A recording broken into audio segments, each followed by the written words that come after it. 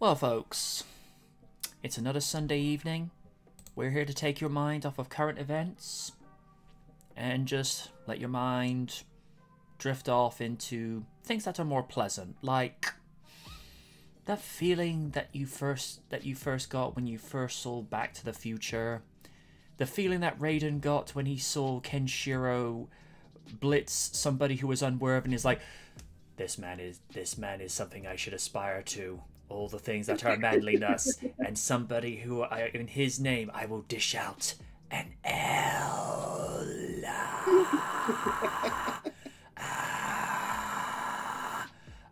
And Raider's like, chill my young Padawan.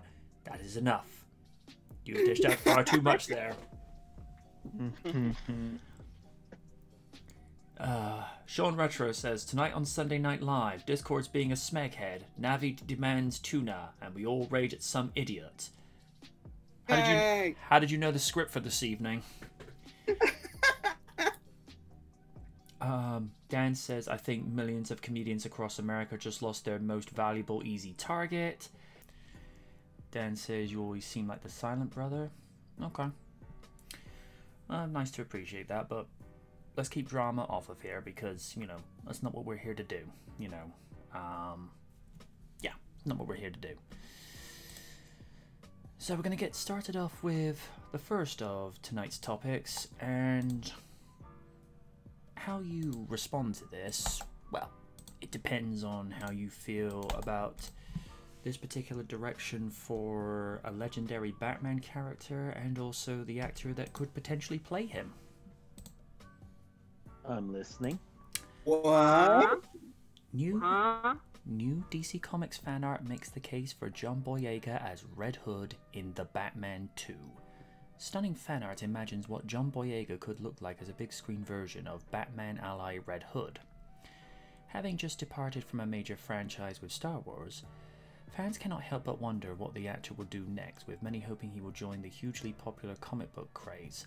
Well, since the actor recently put himself forward for the role of Batman accomplice and vigilante Jason Todd, aka Red Hood, one talented artist has imagined what he might look like if this casting comes to fruition for the Batman 2. Quick edit of John Boyega as Jason Todd. John Boyega showed interest in the role on Twitter. He's an amazing actor and I wouldn't mind casting. I think he'll be great. What do you think of this casting? Disfiguring the actor's face with the wounds that were inflicted upon him by maniacal Joker, John Boyega cuts an intimidating, powerful presence as the DC character with a red bat symbol emblazed across his chest and a determined look in his eye. Star Wars star cuts a tragic figure as Todd, and it's clear that Boyega would suit the role incredibly well should the character ever be brought to the big screen. Murdered by the Joker, Jason Todd's career as Batman's sidekick Robin ends about as badly as it can, with Todd beating seemingly to death with a crowbar by the Joker, in an animated form that was gruesome enough on its own. Resurrected in the comic book art under the Red Hood, he returns to Gotham under the guise of the Red Hood, an anti-hero with skills and methods similar to Batman, only much more lethal. Jason Todd has become a fan favorite over the years, with the thought of Boyega as Red Hood being sown by the actor himself after a fan on social media suggested that the only DC character Boyega should play is Green Lantern. No. I'm good on that. No. Here's the thing.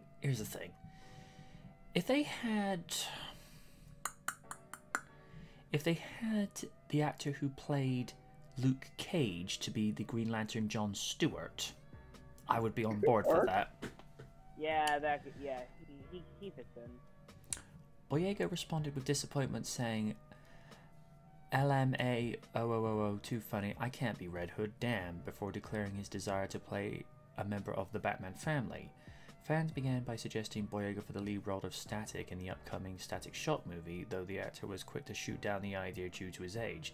Too old. I'd love to see a newcomer, Boyega said. But to be fair, it's never stopped Hollywood from casting people in their 30s to play a teenager. I mean, just look at this. Just look at the scary movie parodies. Yeah. Yeah, but this is the thing. With regards to casting, apparently, from one perspective in Hollywood, 20-year-olds look like 12-year-olds and 30-year-olds look like 18-year-olds. Don't even get me started on how they even come up with that analogy. I mean, I can understand it if you, particularly if you look at Tobey Maguire's case. I mean, that guy just does not age, at least not as quickly as everyone else. I mean, when he took the role for Spider-Man in the first movie, he was 28, playing a kid of 17, 18.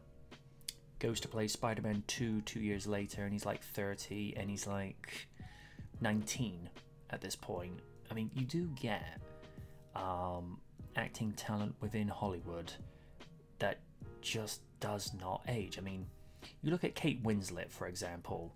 I don't know what that girl is taking, but no way does she look like a woman in her mid-40s.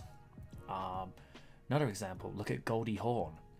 You know, even again, don't know what she's taking. Sharon Stone, that's another example, and personal crush of mine back in the 90s. We all saw Basic Instinct. And you look at actors like George Clooney, for example. He's one of those actors, I mean, you notice that he ages, but it's in a way where he doesn't age very much. I mean, if you put a photo of him when he was in ER to what he's currently doing now, there's not much. Trying to think of some. I mean, Tom Cruise, he's another one that doesn't age that much. Chris Evans, look at him from when he was in Not Another Teen Movie, and you look at him now, hardly any difference. I still find it weird to this day, though. Of all the, I mean, at the time when they announced he was going to be Captain America, I'm like, the Human Torch? Really? This guy?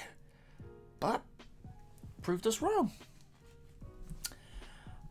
Read the rest of the article now. I'm getting off onto a tangent. The first... here we go. While the character is yet to make his big screen debut, he will soon appear on the small screen in the upcoming third season of Titans with Curran Walters, who says plays Jason Todd on the series, taking up the Red Hood mantle in order to wreak brutal havoc on the criminals of Gotham, no doubt much to the superhero team's chagrin. The first images of Walters in the costume were recently released, showing a very comic book accurate depiction of the Vigilantes ensemble. The third season of the superheroes series is scheduled to premiere on HBO Max. Production was sadly delayed due to the ongoing global situation, but resumed last month and is set to conclude by 2021 in June. Aside from his desire to join the ranks of the comic book movie genre, Boyega has several projects in the pipeline, including the sci-fi comedy They Cloned Tyrone alongside Jamie Foxx. That'll be interesting because Foxx is a damn good actor. The action thriller Borderland and the miniseries Small Axe, which is based on the real-life experiences of London's West Indian community and is set between 1969 and 1982. This movie comes to us courtesy of The Artist.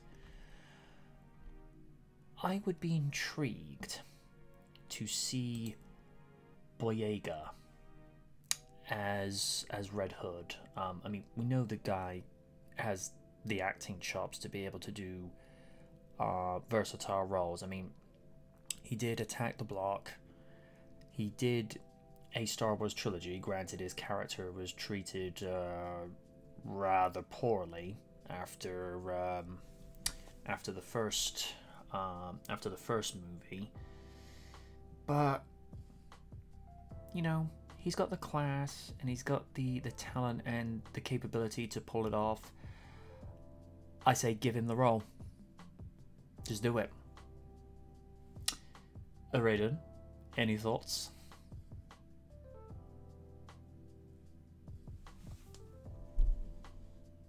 Can you hear us? Looks like Discord's being a butt again, and apologies for the technical difficulties. And apparently, yeah, I did think that. Here we go. OBS is behaving now, I think. YouTube is not receiving enough video to maintain smooth streaming. As such, viewers will experience buffering. It's gonna be one of those evenings today, ain't it? Mm-hmm. Oh no. Conditions back up to excellent. Raiden, you there? Yes? What's going on? Right. Raiden. Since your connection, well, not your connection, it's just Discord being Discord. Since, you know, connection's a little bit on the wonky side, say this as on point and brief as possible. Your thoughts, Boyega, Red Hood, in, you know, sell or buy? Damn, it's tough. It's a tough one because I always got love for John Boyega for his time during Attack the Block and all that. And Red Hood as a character as himself, I just root for him. Yeah, he's rough around the edges, but you know, he does things his own way. And I think with those two, I feel like those two characters click. Well, aside from the violent outbursts and all that, but still. So I don't know. It's it's kind of sort of tough for me, you know. I mean, I would love to see that, but another side, like, he wants to do something different. So, in my heart, I want to say buy, but my whole mindset, I would go with sell since he wants to do something different. But wouldn't it be great, especially with the fan art looks like. I dig it a lot. I dig the hoodie combo with the jacket. Like, that's definitely Red Hood as a whole. So, you know, in a fantasy world, I think it works in real life. All right. Steve, your thoughts? It's a very interesting idea, and I'd be down to see something like that.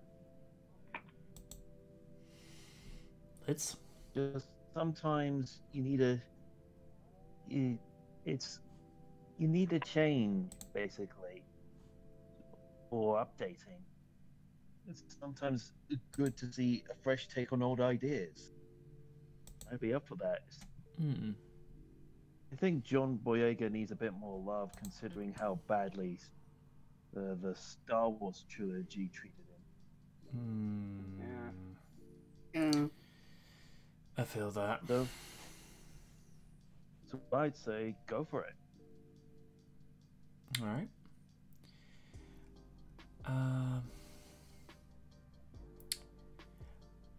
Lids, your thoughts? I could definitely see that. It would be pretty cool to see this, but it's how it fits in the narrative is the question. Because if they want to make this in the Batman 2, you're going to have to acknowledge this, but it wouldn't be that bad of a thing. It's like putting an update on the whole fact that Batman likes to bring in small children to be amongst his Bat family. So that'd be a really decent update just to do that instead. But again, who knows? It's like, and it might be cool to see this happen, but whether it happens or not remains to be seen. But it'd be pretty cool to see that.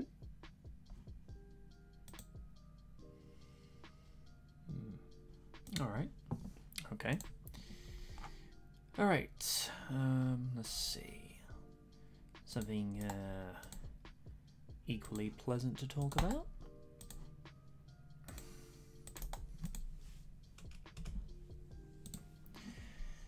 Jurassic World 3 Dominion wraps filming. Director shares final photo. Director Colin Trevorrow has revealed that filming in Jurassic World 3 is finished under difficult circumstances. That's a wrap. Against overwhelming difficult odds, Jurassic World 3 has finished filming. The news was confirmed by co-writer and director Colin Trevorrow, who shared one final picture from the set as they pack it in and head into a long post-production process. While not without its speed bumps, Universal Pictures and Trevorrow have proved that movies on the biggest scale can indeed be filmed right now, even with ongoing health and safety concerns. Taken to social media, Colin Trevorrow shared a final set photo that features himself alongside cast members Sam Neill, who returns as Alan Grant, as well as Mamoudou Athie and DeWanda Wise, who are expected to have large roles in the sequel. Trevorrow separately confirmed the news to Deadline just as the production was gearing up to shoot the final scene. Trevorrow captured the photo with the following: "Wrap on Jurassic World Dominion, all my gratitude to our extraordinary crew and cast, we made a family." The latest entry in the franchise, titled Jurassic World Dominion, began pre-production 18 months ago. It has been a journey. Filming began in February and had to be shut down mere weeks in as lockdowns around the world began to take place. Universal ended up getting things back up and running several months later, making it one of the first major blockbusters to do so in 2020. This was no easy task. It required the studio to spend millions on testing and additional safety measures. The cast and crew largely existed in a bubble for the duration of the shoot, which helped to prevent any major outbreaks, though production did have to shut down once they did manage to make it through this. This, coupled with the original delay, undoubtedly inflated the budget quite a bit. A Jurassic Park movie doesn't come cheap as is, but considering this is one of the biggest franchises in cinema history, there is a reason to believe it will have been money well spent. While much of the movie's plot remains under wraps, and that's the way it should be, the major appeal for fans is having Sam Neill, Laura Dern, and Jeff Goldblum back as Alan Grant, Ellie Sattler, and Ian Malcolm.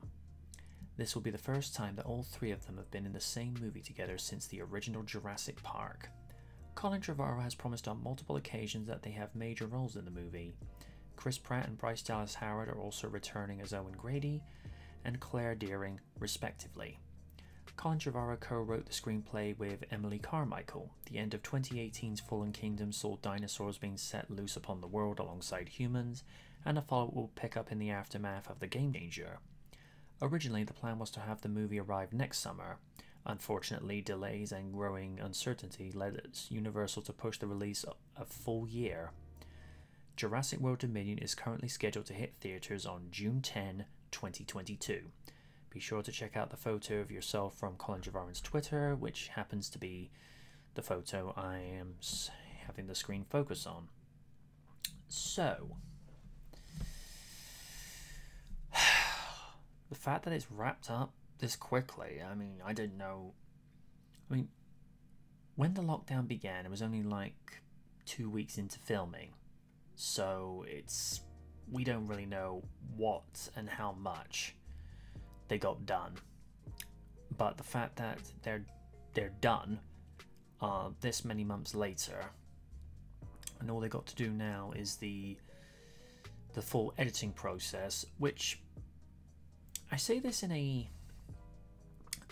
tactful and objective perspective.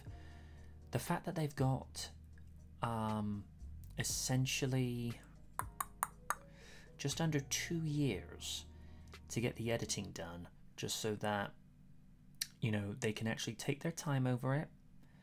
I'm not saying in one stance that we have the editors, you know, looking over of, you know, just doing a minute per day. I think it would just be useful just to, you know, just actually look at the film that they're actually cutting together and look at, you know, to really take 2 or 3 looks at it before they say, nope, that's it, that's fine the way it is. Actually, you know, look and think, would you have this in a movie you were making? You know, would you want this to say, I did that? I don't know. But I'm glad that they've been able to finish up production, and it does say to the world, hey, we can get this done, current global circumstances considered. So I'm glad that they got that done, and it looks like, maybe aside from, I think it's like 1 or 2 people that went down with the virus, but they've since recovered. I'm just glad that they've been able to get it done. The only question is, what kind of movie are we going to be getting on June 10, 2022? I don't have the answer for that. The only answer I can give at the moment is I will be waiting with anticipation in the summer of 2022. And all I ask Universal is, I'm hoping this is going to be somewhat of an apology for Fallen Kingdom, because aside from J.A. Bayonna's directing, because that man is first class when it comes to the way he directs his actors, and the actors put in a decent performance, the writing was all over the place. I mean, the fact that you have Owen walking through an ash cloud when it's like, no, he should be dead. That'd be like... think of the thing about that is, I understand the suspension of disbelief, but yeah, science is still science, and Owen would be dead. Yeah. He would have been burned alive. Mm-hmm. That'd be like... they read out the nominations for a Grammy. Kanye West is not nominated among them. He goes up and goes, I humbly accept this award. Dude, you weren't nominated. Say what? You weren't nominated. Was Beyonce? Sit down. Because we all know how that would go. I'm gonna let y'all finish. Yeah, let's not do that again. Yeah, please no.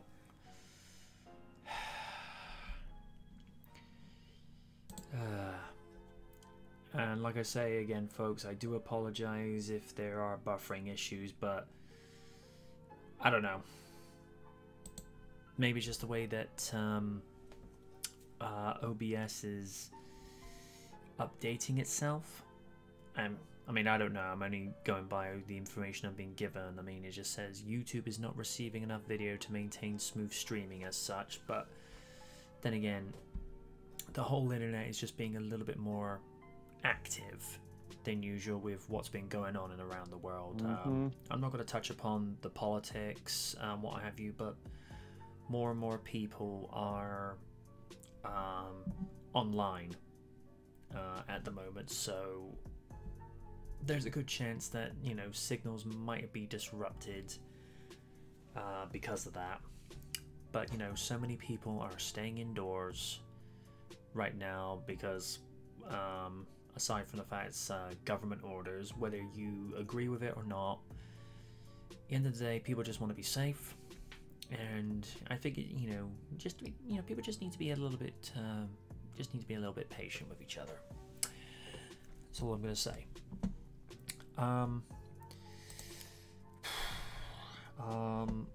Steve, thoughts on the fact that Jurassic World 3's wrapped up despite the interruptions it's had?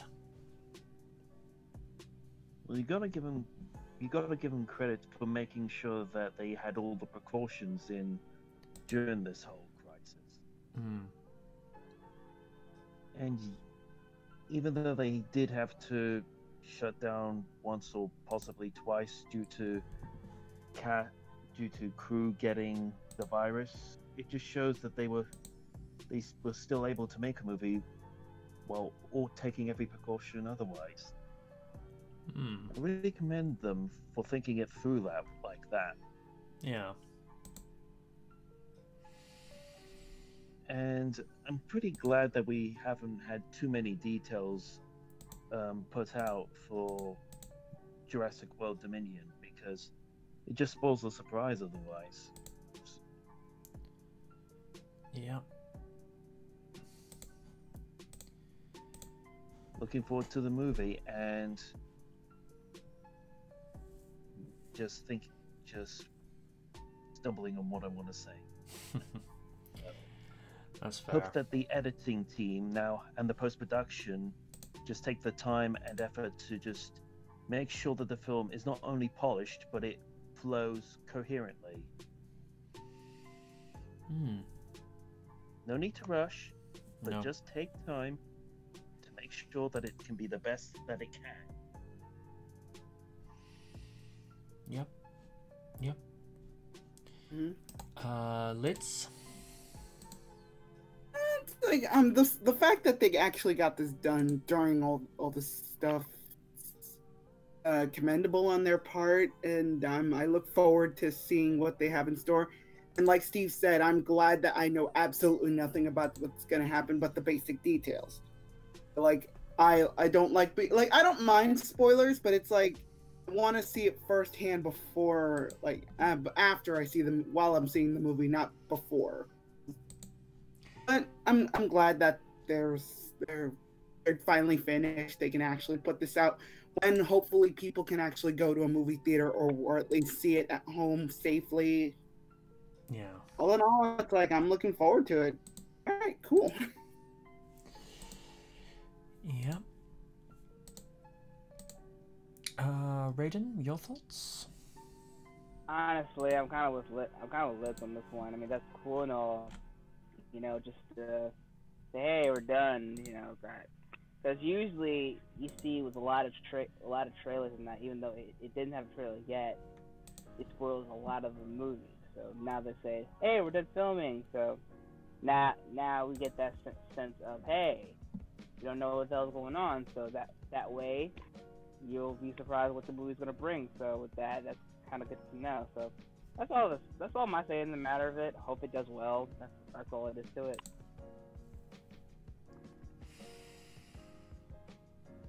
Alrighty. I'm actually looking in on the viewership. We're currently at 6 viewers, which is slightly above average from what we normally have. So, since the audience is slightly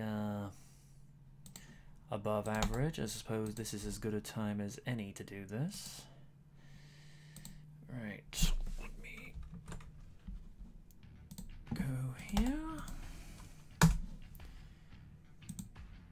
Ooh. Hello. Yep. Let me know when you all are at 00. Grabbing my headphones. Mm-hmm.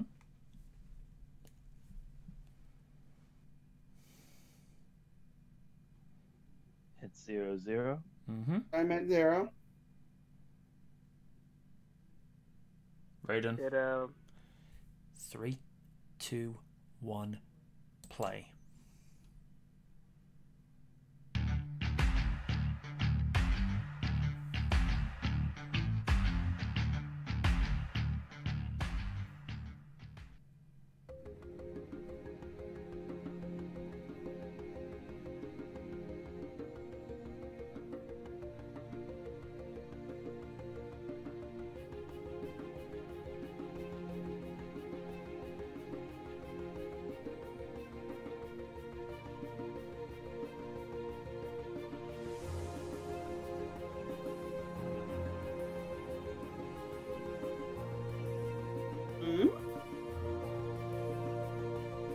Oh! Mm-hmm.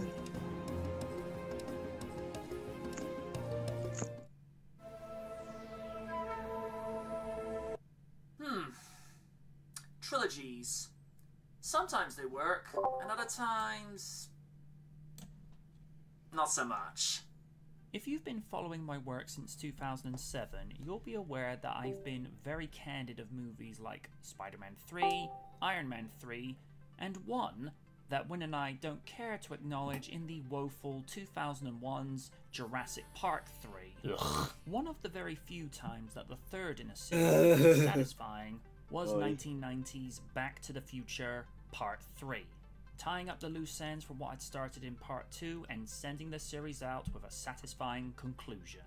And then we come to this review of 1993's Teenage Mutant Ninja Turtles 3, a sequel to 1991's The Secret of the Ooze. Well, after 27 years, has time been kind to this? Well, I can think of one way to find out as we go back in time once more. One of the problems that this movie faced after the second was, where could the story go? The Shredder was gone, the foot was diminished. What could they do? I'm not entirely sure if the time travel aspect is something I would automatically think of when concerning the heroes in a half shell, but for the way the brothers play out their mission in feudal Japan does make for some amusing moments. In a similar nature to that of Marty McFly from Back to the Future is using the man out of time scenario. Because here are four brothers that were born and raised in, at the time, modern 1990s New York, where they've been around technology and pizza, and so to be in an environment where they don't have their usual creature comforts make for some interesting setups. If you look at Donatello, for example, a guy who loves technology, him being in a world where he has no microchips to work with has him feeling at a loss because he's out of his element. You can apply that same thinking to Kenshin, Lord Norinaga's son. He's in a world he doesn't understand, from leather jackets, TVs, talking turtles, and a rat. The Honor Guards are a different story with Casey Jones, as they see hockey games on TV and only reenact the brawl segments when Casey is trying to teach them the sport, with amusing results. I think the biggest takeaway from this movie are the arcs that Michelangelo and Raphael go through, respectively. We had seen over the first two movies how Leonardo and Donatello went through their character arcs focused on Leo having to step up as the head of the family in Splinter's absence, and Donnie having his spot to shine in Secret of the Oozing, being the assist to Professor Jordan Perry to creating the anti-mutagen. In this third installment, we see a continuation of Raph's arc that began in Secret of the Ooze with him acting as a mentor to Kino, and now acting as a surrogate big brother to Yoshi and teaching him how to use a yo-yo and fly a kite, as well as trying to emphasize that fighting is when you have no other choice. I did find it ironic for him to teach Yoshi to watch his temper when Raph is not exactly known for good anger management skills. Nope. With Mikey, I found it refreshing that some character development was given to him, as the first two movies just saw him as the pizza and party-loving guy that was the goofball of the group. Here, it was interesting to see him form a bond with Mitsu and feeling conflicted when it hits him that he wouldn't see her again when he went back to the future. I think some people can relate to this, as we found ourselves in situations that you meet someone that you feel a connection with and you don't feel like leaving, but you know you have to. Although, he does have some good comedic moments, especially when he's trying to make pizza in the past. Oh no. Pizza. Got that, dude? Pizza.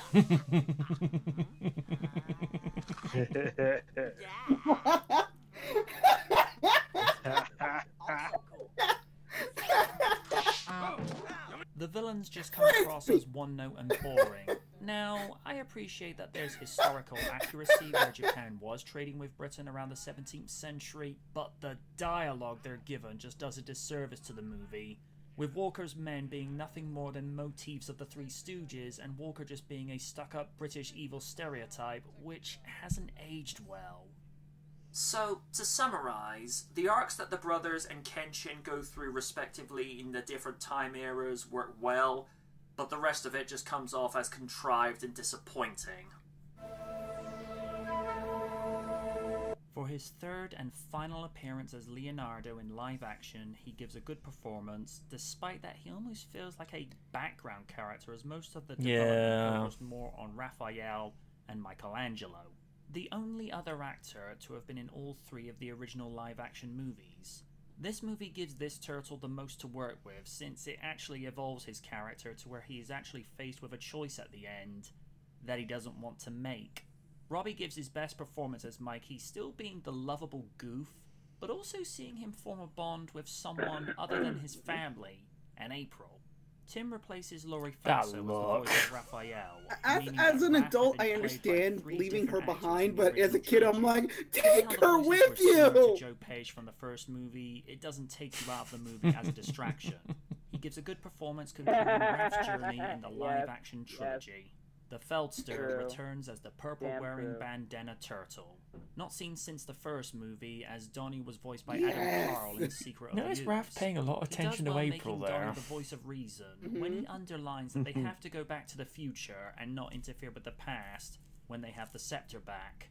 Paige reprises her role as the Channel 3 news reporter where, like her turtle friends, she's out of her element in the past, and like Donnie, never she realized acts how as the voice cute of she reason was. why they can't stay in the 17th century, as it's the right thing to do.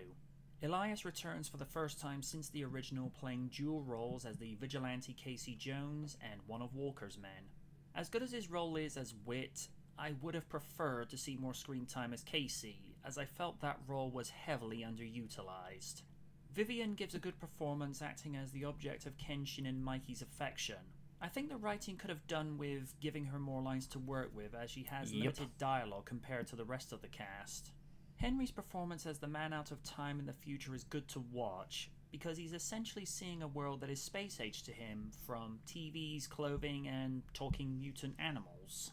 Shimono does well as the stoic Lord Norinaga, but I felt like the writing could have done with the character being more involved in the story, as it focused more on Walker in the past as opposed to him. Stuart Wilson's Walker as a British villain stereotype is something I've seen before from the likes of Ed Skrein's Francis in Deadpool, although his character was probably making fun of British stereotypes where the character is monotone and just doing it for the paycheck. It's a similar thing here, and I just find nothing redeeming about it. Stuart's a good actor, but the writing just fails him here. The puppetry is done with All Effects Company, and I feel like this is probably the least best of the animatronics, when you consider the high quality that had been put in from the Creature Workshop from the previous 2 installments. Whereas the first 2 had a dark and gritty look to the suits and heads, with this sequel the suits are fine, but the heads look almost caricature, especially when you look at Leonardo. The eyes just looked too cartoonish. Yeah. The visual effects with the scepter hold up reasonably well. The lighting and electricity that surrounds it when the characters time travel still looks consistent in the same context of the DeLorean piercing through the time barrier from the first Back to the Future. John Dupre returns once again for composing duties, and it's my one concern is how the hell were they the same dress size? Reflects the time and country it's in when it focuses on the 17th century. Because fuck you, that's why, Lydia. Baltimore's Tarzan boys used to show the Guard's party in New York, and I feel like this fits in nicely within the tone of the movies. It's very upbeat, light-hearted, and has a good 80s sound, which is appropriate considering the Turtles is very 80s, but in a good way. The movie grossed a profit of $54.5 million against a budget of $21 million, making it the least profitable of the trilogy when you consider that the original grossed $202 million and Secret of the Ooze took in $78 million. If you adjust the takings for inflation, Teenage Mutant Ninja Turtles would be worth $411 million today. Teenage Mutant Ninja Turtles 2, The Secret of the Ooze would be $150 million, and Teenage Mutant Ninja Turtles 3 would be worth $98 million, bringing the trilogy's total worth today at $661 million. Ouch. It was met with criticism, citing that the time travel aspect felt lukewarm and really didn't add to the plot nor any hope for future sequels. It was also criticised in the British version because at the time in the early to mid 1990s, weapons like Mikey's nunchuckers were forbidden because of the problem of ninjas at the time, which is something that the 1987 animated series suffered from as well. These censorships were removed when the movies were released on DVD in the 2000s. There was talk of a 4th movie entitled The Foot Walks Again, of which Peter Laird released concept that would have been known as TMNT The Next Mutation. There would be a live-action series called TMNT The Next Mutation when Saban acquired the rights to the franchise that also had a crossover episode in 1998, Power Rangers in Space. The crossover episode wasn't bad. The live-action series is not fondly remembered, mainly due to the inclusion of Venus de Milo, aka the Turtle Sue to some members of the fandom. There won't be another Turtles movie until 2007's movie TMNT, in which that movie loosely carries over aspects of the live-action series with a confrontation that had been building between Leo and Raph for some time. The movie has been enjoyed on VHS, Laserdisc, DVD, and Blu-ray since 1993.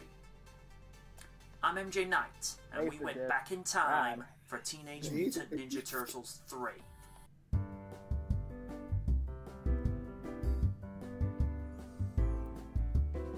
Okay, I will say that this movie's actually a very guilty pleasure. I loved it as a kid. Don't be doing that, me now. Me. It's like, I understand its problems, but it's like, it's a guilty pleasure. I actually like it. Memes. Just this one for Raiden. Memes everywhere. Wolfie. Ah, no! Now for Oni and Lydia, it's like, oh no.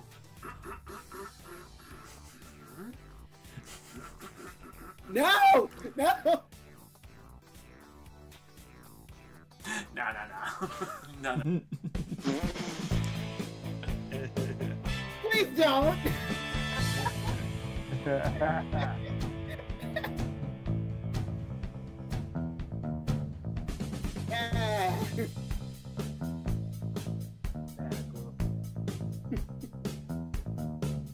No.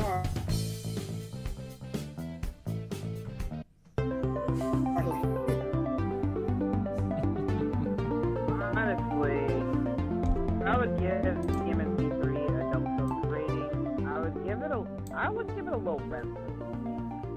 Half the writing's a little all over the place, but still, I enjoy it for what it was. My biggest concern with that movie is what could they do? Because, like I say, Shredder was gone, the Foot were nowhere to be seen, and it's a problem with most movie series. Your biggest one is the first sequel. It's like, okay, you've established what you've done as the base entry. You have to do something big to follow that up. But then how do you follow up your biggest number? And Back to the Future Part 3 is one of the very few that has been able to do what can't be done. I mean, you know, actually give us a good third movie in the series. Alright, I'm just reading some of this. How many trailers Jurassic Park will have? Maybe 9 or 11. Hopefully not that many. Chris K92 goes, oh yeah, Ninja Turtles 3. Dan goes, oh no, nerd, it's hammer time. Boo to you, no! Sean Retro. It boggles me that they never went with Craig as the main villain of this movie. Okay. I think he meant Krang. Oh, Krang, beg your pardon. Never tried Mikey's Pizzas? Is it just me, or do the costumes in Ninja Turtles 3 look like frogs with shells? I did get that impression. Ninja Turtles 3 may not be the best, but it's far from the worst. They could have used the plot from one of the comics. Well, to address why they never went with a plot involving Krang, the technology hadn't caught up with the movies at the time. I mean, the only reason they were able to do what they did in Out of the Shadows is because the tech had caught up by that point. I found it interesting how they got the voice actor that had voiced Grease Pit in from Biker Mice in Mars, which I thought that was an interesting choice to play Krang. But then they replaced the guy who had played Shredder from the first movie, because I already thought he was already decent. But then they just replaced him with Brian T, who looked probably at least a good 10 to 16 years younger than that version. It just didn't feel right, especially like you said with the first movie. Looking, it's pure CGI, but still the way Shredder was portrayed in that movie was more, menacing and will kick your ass even if you were a giant turtle. Yeah, and to be honest, I wouldn't have minded if William Fichtner was heard. Would have actually been interesting. He seemed more like the big bad in that movie than the actual big bad, because when the Turtles' main antagonist is supposed to be the Shredder, but it focuses on William Sack. It's like, I'm sorry, Eric Sachs. Sorry, Eric Sachs. It's like, who's the villain here? Who's the villain? or as Oni would probably say, who's the heel? God fucking question.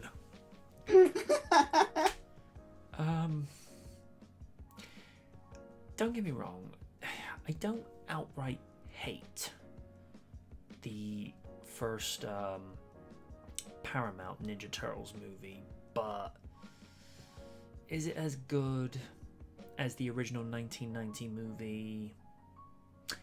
And when I say this, I'm saying this based on weighing up the pros and cons. I'd say no. Based on a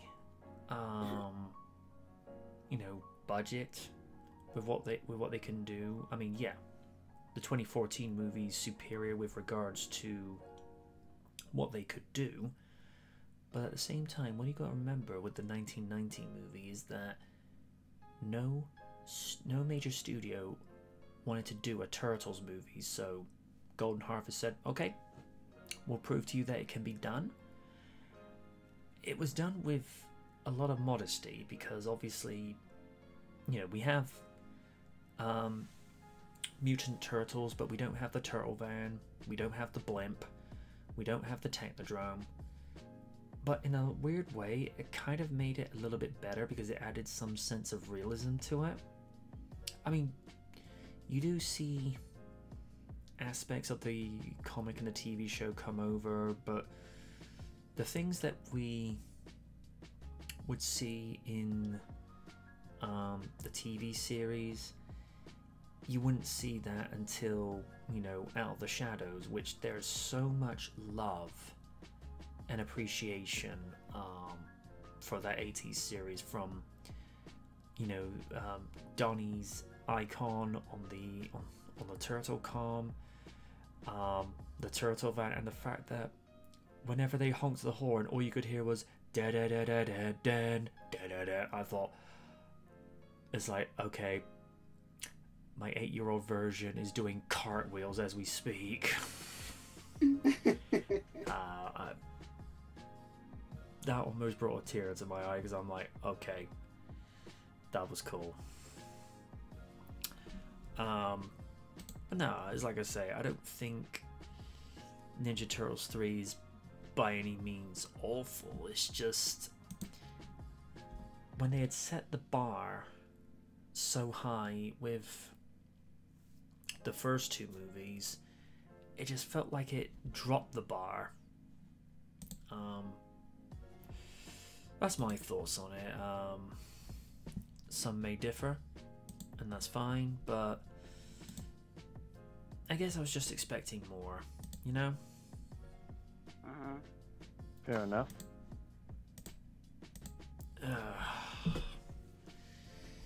Okay, let's see.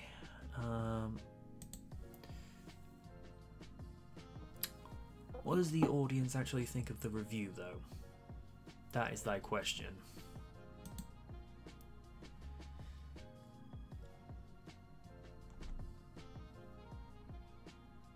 They're not responding just yet. Alright, whilst we're waiting for them to respond. Thoughts? I enjoyed it. Yeah, it was pretty good. Like, I definitely agree with your first sentiment. Like, what can the Turtles do? Like, I mean, Shredder's dead. Foot Clan's basically extinct at this point. It's like, okay, I kind of sort of know why they had to do another one, because money. Mm-hmm. But what they could have did was, like, instead of going to Feudal Japan, they could have went to, like, Dimension X. That's when they first. Mm-hmm. That's when they would first encounter Krang. That's something I would do. But But yeah, your whole review was really good. It definitely opened up a lot of questions on, like, why it was made, all that jazz and everything. So as always, you put your own spin on it and you killed it. Thank you. Lids. Want me to go next? Of course. Well, personally, it's it's again, like I said, it's a guilty pleasure of mine, but I also have a lot of attachment to it because when I was a little kid and we would go visit my grandma, every time I would go visit her, we'd actually rent Turtles 3. So it's like it was fun for us. We had to watch it. And it's like one of my very but you know, I'm working with what I have just to try and correct the problem, because like I say, I don't know what the problem is this evening. It could just be one of those anomalies that I don't know. I wouldn't like to say, but we'll try to stay on the air for as long as possible. But if it gets to a point where it's just causing complication after complication after complication, then we'll probably have to end early this evening, and that's not something I want to do, because I like to be able to give my audience the best show that I can possibly give. And you know, I'm hoping that we can stay on the air, because you know, for me, this is a highlight for me every week, just to be able to go on here and be with my friends and just be able to have a laugh in the process. So yeah. Amen. To answer your question, Trekkie, I'm doing just fine. And for everyone that's come back in the audience, thank you for being so patient this evening. I don't know what to make of the technical difficulties this evening. It could be a whole number of things. I wouldn't know what to tell you. I really wouldn't. I know that we do have the option in the future of broadcasting via Streamlabs, but here's the thing, they're asking for $149 a year annually just to be able to use that. The only way I would be able to quite happily pay for that subscription is if I was earning a paycheck like Mr. Beast. And I'm not begrudging the guy, because for what he's worked for, because keep in mind, this is a guy who started with nothing when he first opened his YouTube account at 13, and he worked with what he had. And it always comes back down to this adage: it's not what you got, but it's how you use it. So let's say, for the sake of discussion, Raiden is going to make an anime hip-hop album. Let's just say, for the sake of discussion. And he's only got, say, $500 to work with. Then he uses what he has with $500 to make the best he can with. Or in Lydia's case, she's given $700 to make a decent Sailor Moon cosplay outfit. She knows she's not going to be able to afford, what they have in Hollywood, but she'll work with materials that will complement what she wants to work with. Same thing for Steve. If he was told, right, we would like to make an authentic prop lightsaber of Luke Skywalker's that he used in Return of the Jedi. Your budget is £700. What can you make with that? He knows he has to work with what he can afford. I put it down to this: money can help with regards to what you're trying to look to go for, but if you don't have the right idea and the right way to actually spend your budget accordingly, then it's not going to go very far. And like I said, I think he said something to the effect of, when he started, he had basically just a laptop, not so great webcam, but it's like, no, work with what I have and I'll build up from there. And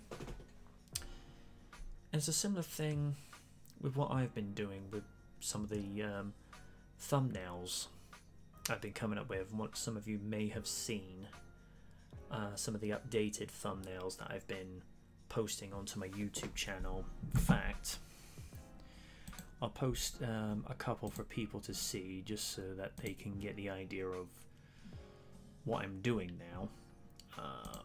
If I show like a before and after with what I've done,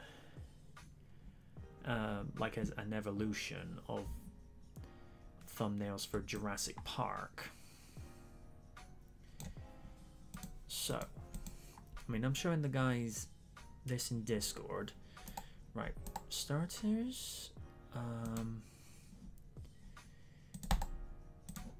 If we use the original one that I used, that's the one I used some 2 years ago when we got to the 25th anniversary of the original movie, and you look at it and you think it's not bad. Trekkie's saying same thing with SF Debris. I think he didn't have a webcam at first, and then was able to. His shtick was to not appear in the movies, but just provide voiceover. Okay. Now notice what I've got there with the first one. Reasonably okay looking. Then I discovered Canva.com. So what you see then with that one is a little bit more expressive. You can see more of the T-Rex. Now here comes the third one, and this is after a little bit more tutoring from one Mr. Kaiju Noir. Notice the difference with this.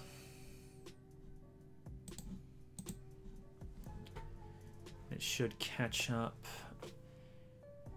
Notice how the T-Rex is much more visible, and people are now seeing things in a thumbnail that they recognize. Like, they see the logo, they see the T-Rex, you know, they see that it's expressive. I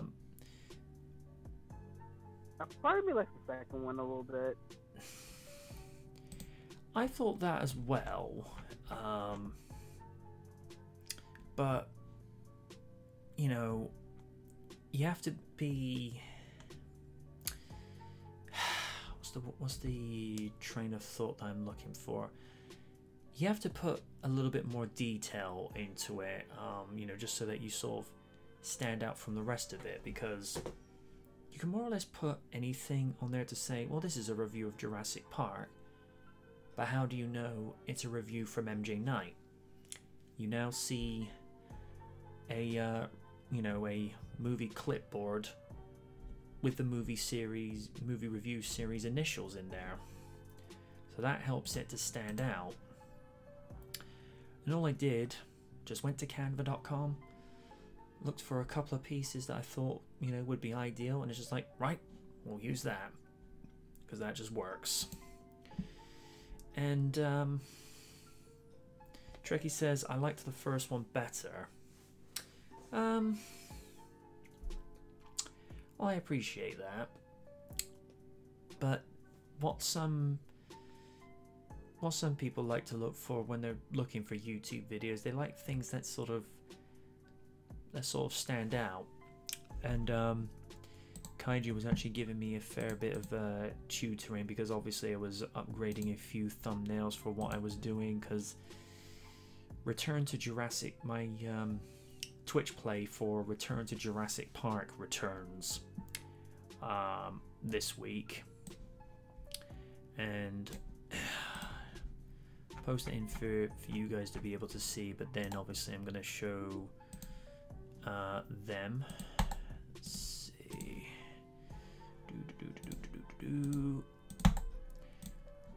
Oh, that is what they're going to be greeted with on Friday. Ooh. Yeah, after, I don't know why I've been off of Twitch for the last 5 to 6 months, but I just thought, you know what, stuff it. Let's go back to the park again. And he basically just said, and this is the reason why I say, you know, to look for things that stand out, because most people watch YouTube from, you know, from their cell phones or smartphones or whatever it is they call them these days. You have to have something that's going to be eye-catching. So the Jurassic World Evolution logo is there. Yeah, I'm on Twitch. Hang on.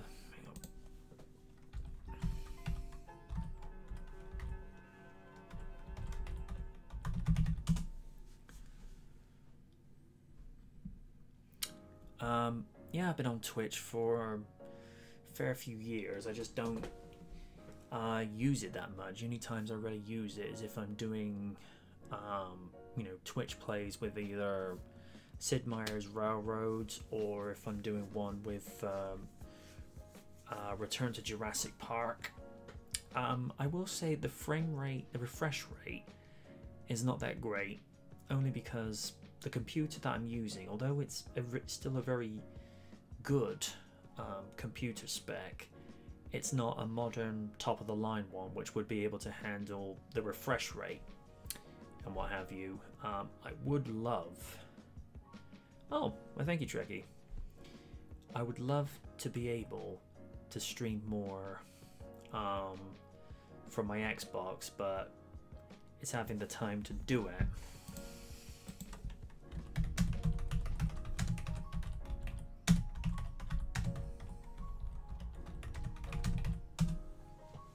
Yeah, I'm not reading that out.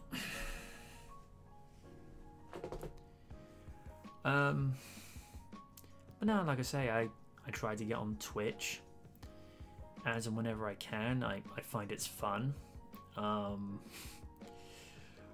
Although I tend to stay away from too many of Oni's Twitch streams, particularly the one where someone had said to him, "Oh, Nikki Bella's going into the Hall of Fame," and he went there. Oh, I remember this. Mm-hmm. And there's Raiden probably with the popcorn going, wait, this always gets good. Or some of the things that happens whenever he plays one of the Yakuza games. Oh, weird. It happens during that stream. Yeah. No, Trekkie, not Mickey, Nikki Bella. So a former WWE performer that Oni just doesn't have the time of day for. God, no, I remember that stream. I remember that stream when her along with her sister Bree were announced for the Hall of Fame, and this is gonna and I'm sorry, Liz, but this might be my only good Oni friend. What is this? What is this? I'm reliving it now. Yeah. But then again, Oni is sorry, right. Liz, but I'm sorry, Liz, but I replayed that clip every single part. I know, it's fine. Mm-hmm. Just remember, Liz. I no offense. I gave him shit, but it's like, knows that I love him. Mm-hmm. Just remember this: Oni is anger, anger is Oni. Pretty much. But put it this way: the day that Mickey James goes into the Hall of Fame, there's going to be the same amount of energy, but that's probably the one where, you know, you go to him, Oni, behave yourself or I'll have to hose you. Because and has to be said, and for any potential killjoys in the background, chill, relax. I'm being complimentary about Mickey here a second. Has to be said, Mickey, at the age she's at, Lids and I will be in agreement. She'd be like, how you doing? I would say the M word, but I'll be nice. Because I saw photos from that photo shoot that she posted on her Facebook page, and I'm like, yes, Miss James, I may have to go knocking on your door sometime soon. Know what I mean? Oni pulls out a shotgun. She's mine, bitch. And then you tap your finger on his shoulder. I thought I was yours. You're like, we'll have a conversation later, honey. Ooh, have conversation. Does that mean I'm going to go down to GameStop when the pandemic ends and then get to buy all I want? No. I doubt GameStop will exist after this. Stranger things actually, have happened. Like this right now, it's just open later. Ah. Really? Yeah.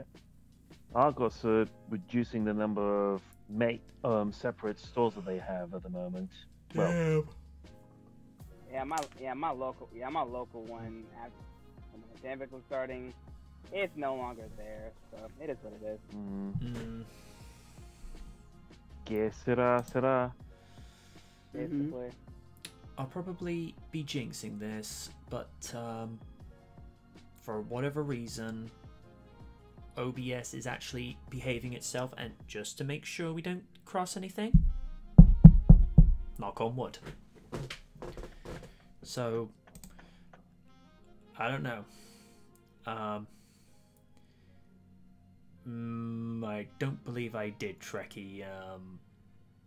I wouldn't know how to do an impression of Mr. Trump. Can't say impressions is really one of my things that I do. If I happen to do an impression of someone decently, then okay. I mean, I did one of Oni long enough. Now, see, I'm gonna go down and get myself some cheesy poos and... Ooh, fine red wine. Hey, Liz, what do you think about that drinking wine? Oh, that would be an alternate universe. He actually hates wine. Yeah, I am eloquent Odu Rakaku. I am a drinker of fine wine in this universe. And oh no! My No! Like, go back to your universe. I've now got an image of Oni wearing a top hat and suit now. Thank you. Oh God, no! Yes, I am Lord Ono Rakaku the First with my fine wife, Lady Awesome Lydia of Hampshire. We have our own Rolls Royce, and we even have a pet bulldog. His name is Owlman. I haven't heard in a while. Would you like to see the wine list, Oni? Yeah. No. What he's referencing there is when David Graham, when Jerry Anderson was trying to put the series for Thunderbirds together, he happened to go to this pub in Cookham where this wine waiter used to be a butler at the Royal Palace, and he had this idea for the character of Parker to sound like this wine waiter. So they had David Graham come along, who's he's done a range of voices in most of Jerry Anderson's shows. He's been Gordon Tracy, he's been Brains. I believe he was Agent X20 on Stingray, and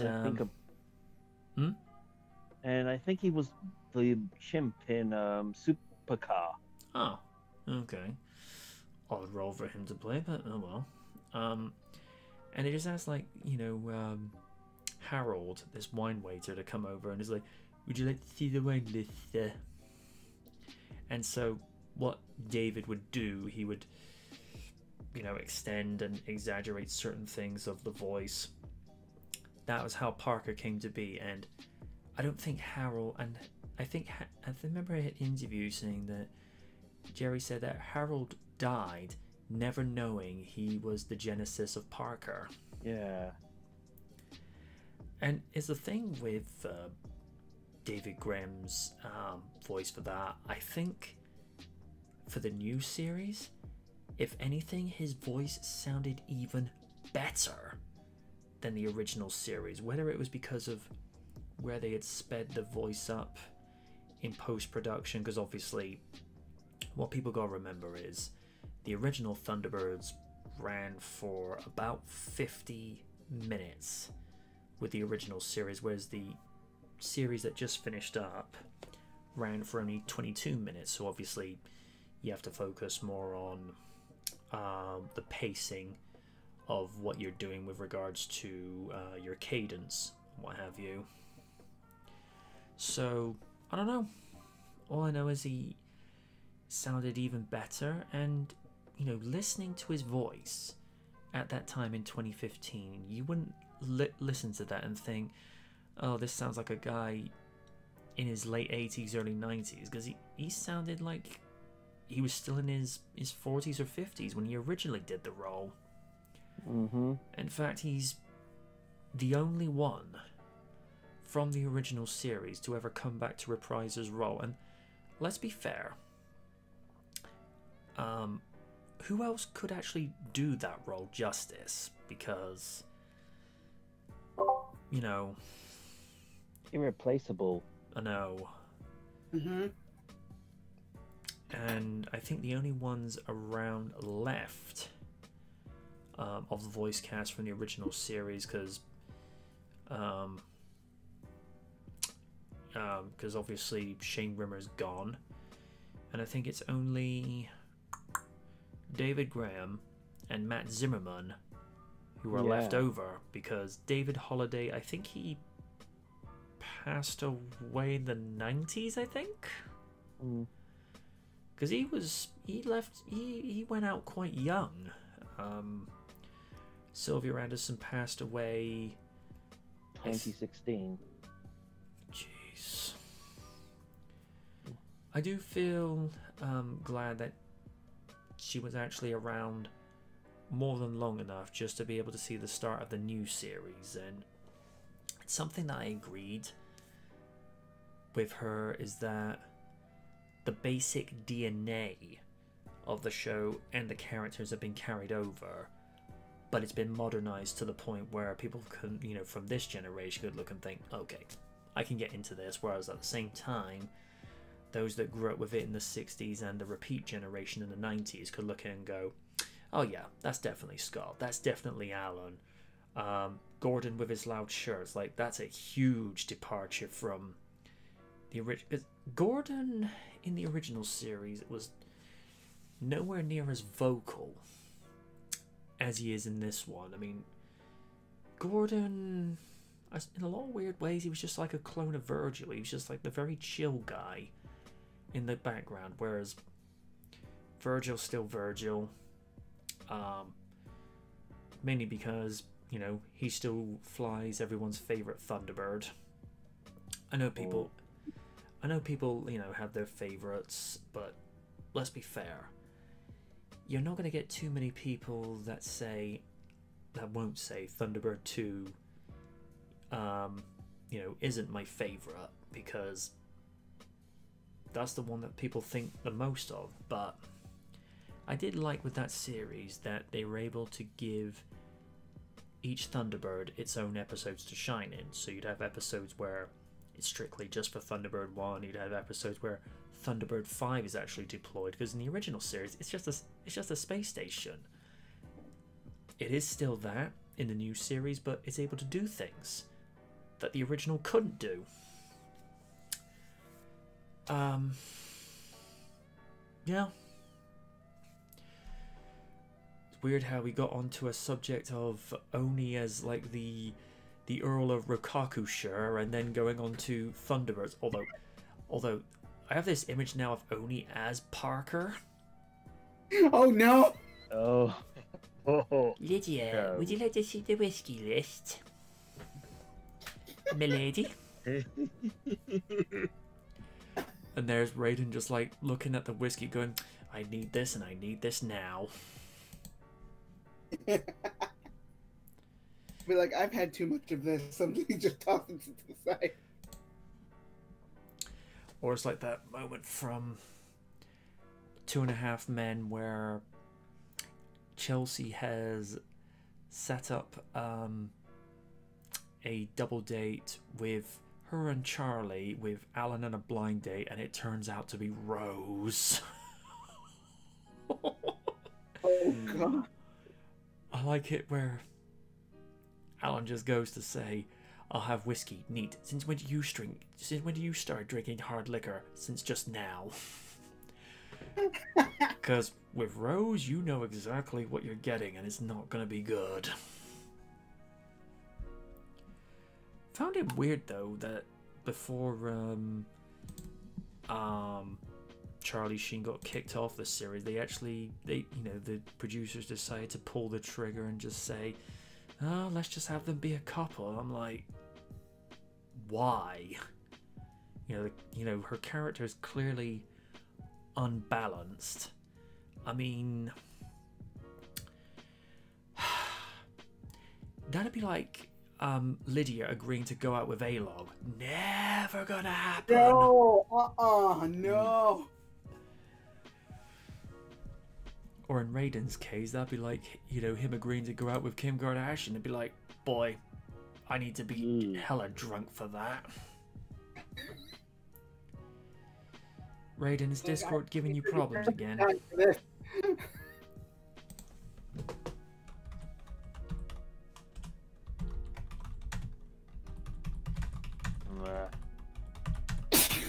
Kazunte. You. Just texting him, Discord giving you problems again.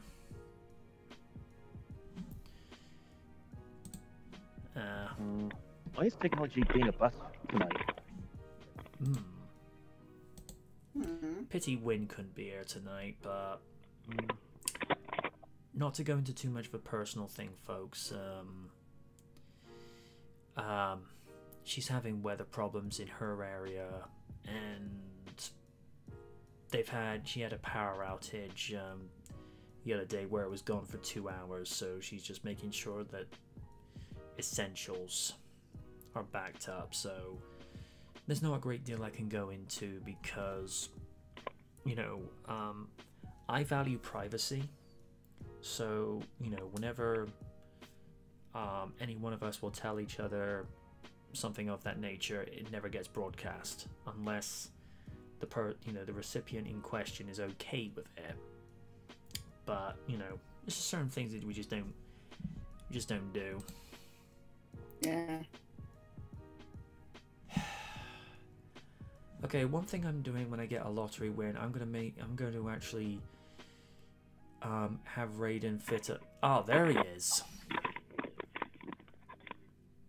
Where'd you go? Raiden. Alright. Sorry about that. Had something come for me in the mail. Oh, okay. Oh. The mail. Mail call. The mail is here. Raiden, you have won a lifetime subscription to WWE Network. How will you respond? Bin. Yeah, let me switch over to Fight TV. The Man's Network. Which doesn't exist anymore. Ouch. No, it legit doesn't. We're just saying, just whilst you were AFK, dude, is like how on 2.5 Men, for whatever reason, at the end they pulled the trigger and put Charlie and Rose as a couple. It's like, that's like, having... Yeah, that was just too weird. That was just like, I don't know, like her finally winning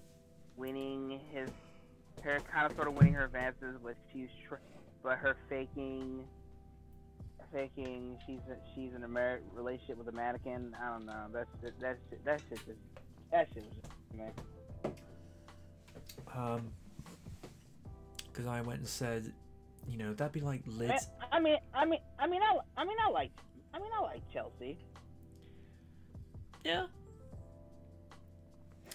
It's like I said, Charlie agreeing to that is like Liz agreeing to go out with Alog and you agreeing to go out with Kim Kardashian. Be like, nope, not happening. I need to be wasted for that. You're gonna have to lobotomize my brain for me to do that shit. Not in this universe, buddy. Not in any new universe, thank you. I mean, mean, that'd be like me agreeing to go out with Megan Fox. I'm like, sorry, hon, I got too much love and respect for myself. Here's the thing. Here's the thing. When she has been given the right material to work with, like what they did with her in the Michael Bay Ninja Turtle movies, she was alright. Wasn't great, but it was complimentary. Whereas with the Transformer movies, I'm just like, bitch, get off the set. Well, the second movie she was a little First movie she was decent. Second movie, you know. Also, yeah, everything about the second movie was just no for me. Also, this has to be said. This is something that me and Kaiju were talking about whilst we were doing our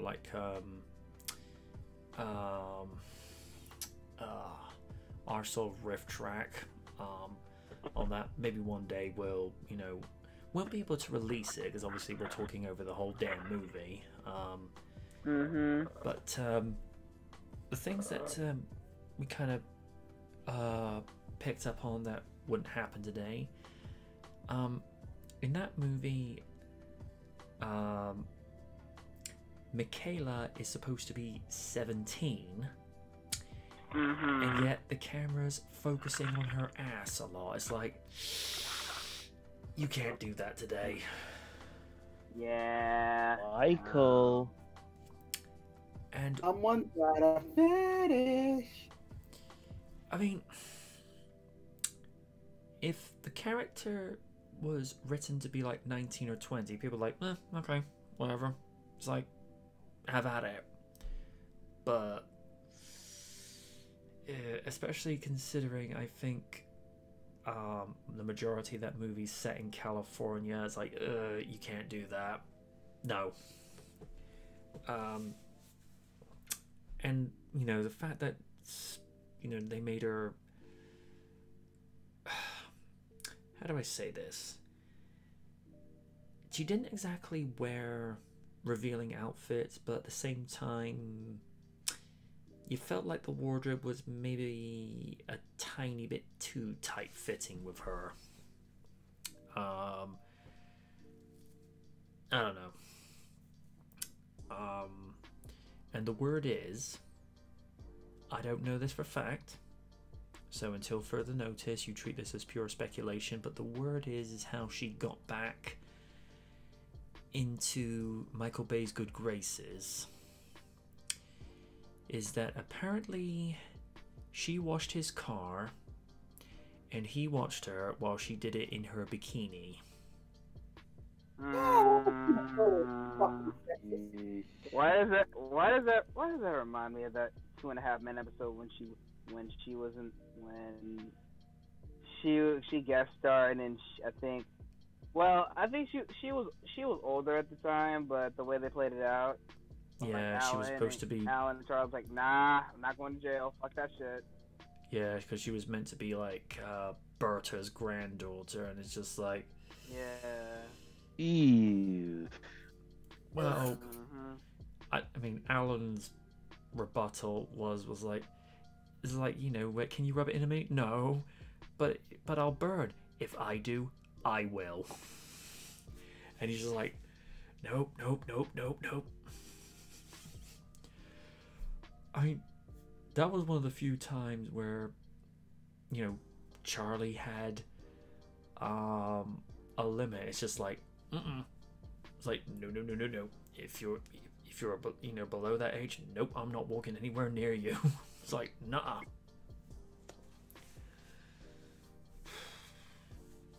Or like that one episode where, of all people, Jake had 2 girls over in his room. Oh man, I remember that. I like how Alan's going, one of yours? It's like, she's 16. She goes, and I ask again, hoping I won't be called to testify. One of yours? It's like, no, she was coming from Jake's room. It's like, he goes, I spent the night on the stairs. He's actually doing better than me. I'll never forget Berta's rebuttal. Taterhead had a threesome?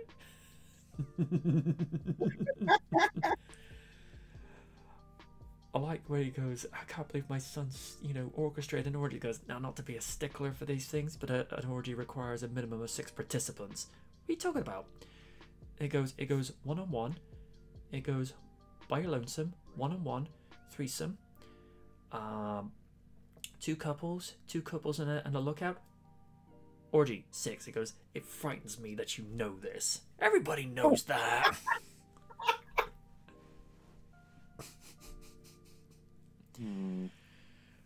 Here's a good thing. Alan, despite all his faults and his quirks, he was actually a damn good dad to that kid. Yeah. But he just couldn't work on himself. And it has to be said, when Charlie got kicked off that show, him and Walden, it just didn't work. No. God, no. And to be I got love for Ashton Kutcher, but he could not bring out the best in Alan like Charlie Sheen did. And here's the thing. John Cryer was trying. You could tell he was trying, but kind of like how after the show he went on to play Lex Luthor in Supergirl. Yeah. Which I thought he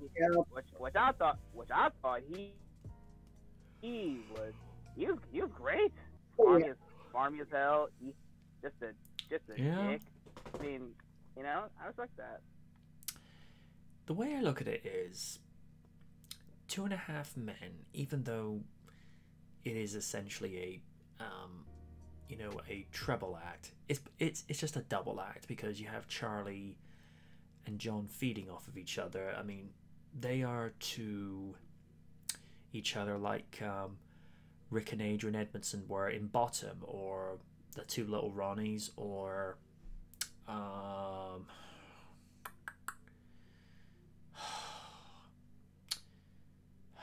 there's a comedic Chris Kattan and Will Ferrell as the Butabi brothers, or Penn and Teller, or another one, Chandler and Joey. Yep. Yes. An interesting thing, apparently it wasn't just Charlie Sheen that auditioned for the role of Chandler. Oh. John Cryer could have been Chandler as well. Oh, that would have been weird. Very. I mean, no disrespect to John Cryer, but he cannot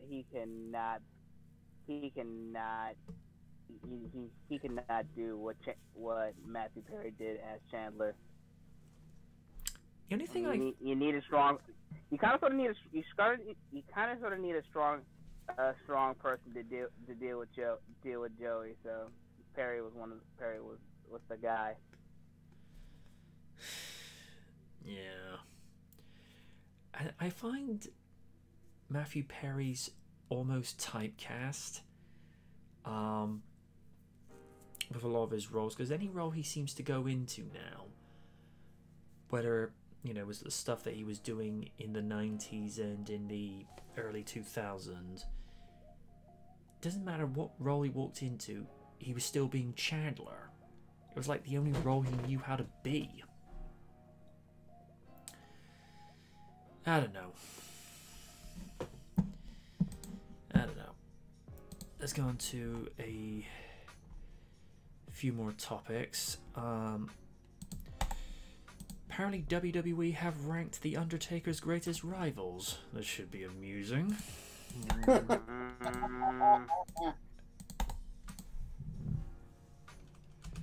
Let's see. The WWE ranks The Undertaker's greatest rivals. WWE has been celebrating the career of The Undertaker with the 30 Days of the Dead Man event in recent weeks, building what is being as advertised as his final farewell at the Survivor Series pay-per-view later this month. WWE, you could just call it... Sorry, continue. WWE, you don't have to keep saying things like the Survivor Series pay-per-view or the Royal Rumble pay-per-views. Like, just say Survivor Series or Royal Rumble. I mean, what's next? At some stage, you're going to say the WrestleMania pay-per-view. It's like, we know it's a pay-per-view, but just say WrestleMania. Don't try to overinflate it. On Sunday, WWE.com released a top 10 video ranking the dead man's greatest rivals throughout his 3 decades in the business. The rankings in order were Randy Orton, The Big Show, Stone Cold Steve Austin, Edge, Batista, Triple H, Shawn Michaels, Kane, the Bork Laser, and Mankind is at the bottom? Yeah? Unless there... Oh, I see. Oh, it's going from bottom to top. Oh, I see. Beg your pardon. So, number 10 is the Ortonator. Number 9 is Big Show. 8 is Stone Cold. I would have ranked him a little bit higher than that. Half and half. I mean, let's see how this list goes so far. 7 is Edge. Okay. Yeah, respect. 6, Batista. Alright. Triple H at 5. I would have put Triple H up way higher than that. Shawn Michaels at 4. Kane at 3. Right. The Bork Laser at 2, but Mankind is the very top. Huh. You know what? Half of that ranking I will agree with. I would just switch.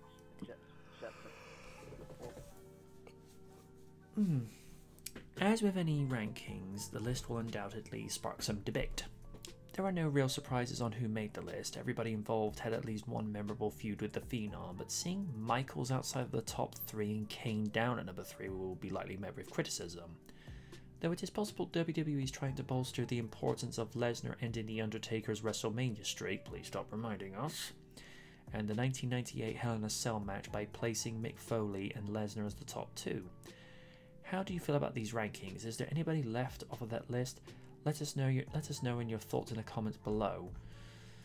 I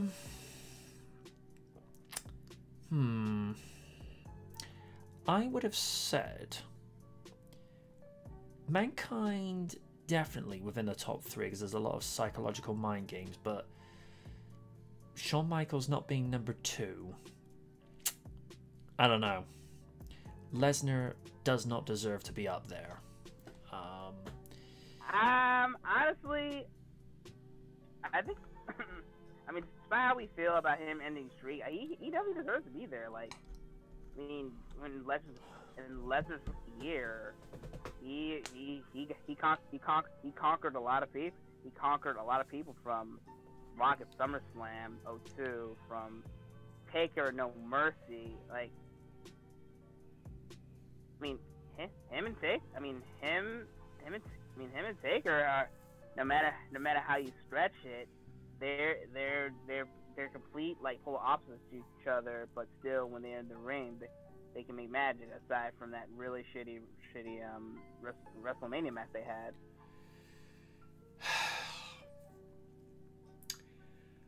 I look at that match like in this perspective. Taker should not have been in that match. I don't know what. I agree. I don't know what it was. I really don't know what it was, but something was off about him. He just looked pale. He didn't have that much muscle to him, whereas when he faced Bray Wyatt the year after, there was much more muscle on him. He looked healthier. And I was like, alright. And then the match with Roman happened. Yeah. Even aesthetic-wise, it was a decent match, but it went on for too long. Also, even he actually said that he shouldn't have been in that match either. And I'm gonna be frank, because I watched that documentary series. It is probably the most honest, genuine, and sincere profile I've seen of any WWE performer since Triple H's DVD back in 2002. I can't lie to you. Watching that shit was pretty depressing. Like, the guy could retire any time, but no, he just came back over and over again. Same broken down person since WrestleMania. Well, not broken down per se, broken down since WrestleMania 26. 26. It's like you said time and time again. Something happened to Taker. He wasn't. After that, he just wasn't the same. No, Sean, I don't get it. To answer Trekkie's question, it is the Bork laser, and it's just a nickname that Lydia heard about. Oh, take it easy, buddy. He says he's going for the night. He even goes and says, Hulk Hogan, or are they on the same team? No. Hulk and Brock are never going to be on the same team as each other. No. You got about as much chance as only being pen pals with Jim Cornette. That's a match made in hell. Or, to put this another way that people can understand, that'd be like Lydia agreeing to go on a date with Nikki Bella. Not happening. Oh. He would hide the murder weapon later. Yeah. It's like I've said time and time. Never find the body. It's like I've said time and time again with regards to Nikki Bella. In terms of athleticism, she's in great shape. You know, the girl can move. It's just that she's not a good wrestler. You know, that's me being nice about it. Technically she was. Technically she kind. I mean, out of her sister, she was the most decent, and I feel like she was improving. But I mean, I just feel like the reason her career ended that shortly is because she did not know how to do that backbreaker properly. Nope. Yeah. And let's be honest, the problem with Nikki Bella isn't her how attractive she is or how athletic she is. It's that because she has the personality to the equivalent of sandpaper. That too. And just so stuck up. Like she thinks she's got gifts at wrestling, but it's like nah. Like yeah, just the only reason you were the longest reigning Diva champion, and thank God that Bill's retired. Thank you, merciful God. It was because the pettiness after AJ Lee left because she was associated with Punk. Yeah. I forget who said this. I can't remember if it was L-Man who said it or if it was me, but we like listening to her Titantron mute thing where it goes, you can look but you can't. And it goes, of course I won't, I have standards.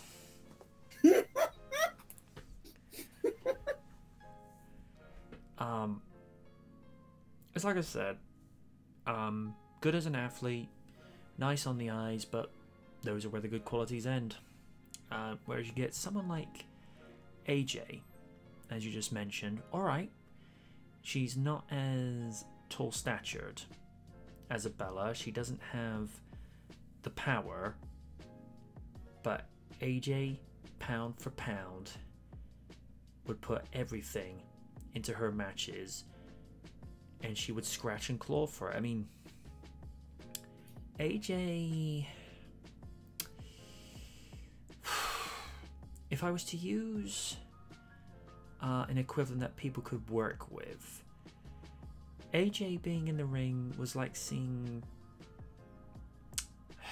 Rey Mysterio go up against the heavyweights when he was the world heavyweight champion. It's just like, on paper, you don't think it can happen. But he, you know, made every one of his opportunities count. I personally think if they were to do a do-over and they were able to go back to 2006, I'm okay with having like the one dedication to Eddie Guerrero, because you know, you do a one time, That's fine. You know, it's a nice little thing. Especially Sasha Banks, since she's been a massive fan of it for years. Oh yeah, but when it was dedication after dedication after dedication, someone should just like tap the writers and go, stop. Yeah, that was stop. Yeah, that was not fun at all. I mean, in a weird way, I suppose I could sort of look past it at WrestleMania, because it's like, well, it's his first world title and he's dedicating it to his friend. That's where it should have stopped. It's just like, right. How about you just dedicate this to your fans? Eh?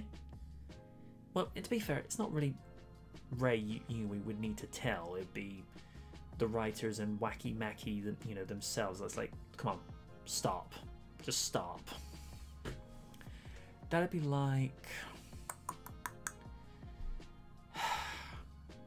That'd be like if Oni got like every single achievement done on Xbox One or the PS4, and he goes, I named this the Tropical Lydia achievement. I named this the Monte Carlo Lydia achievement. Lids would turn around eventually and just go, Oni, shut up. One or two, fine. But when you get to the point where they're naming everything after you, it's like, okay, that's getting a bit obsessive and tiny bit creepy.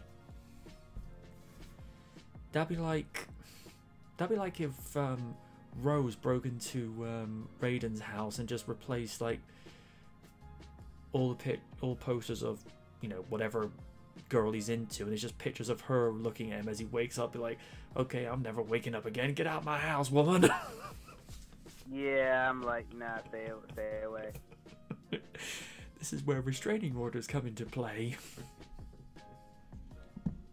I don't know.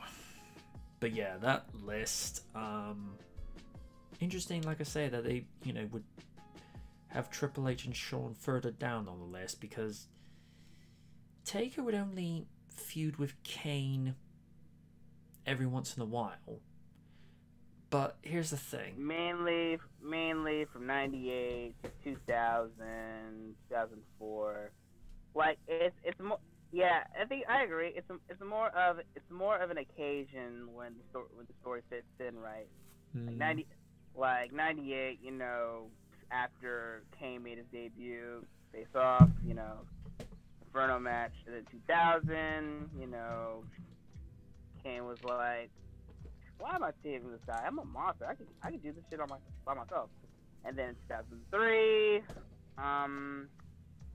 Kane buried the Undertaker, thus ending the American Badass gimmick, and then WrestleMania 20, he comes back as the Dead Man. It's more of occasional rivalry, which is still good, but not like lifelong.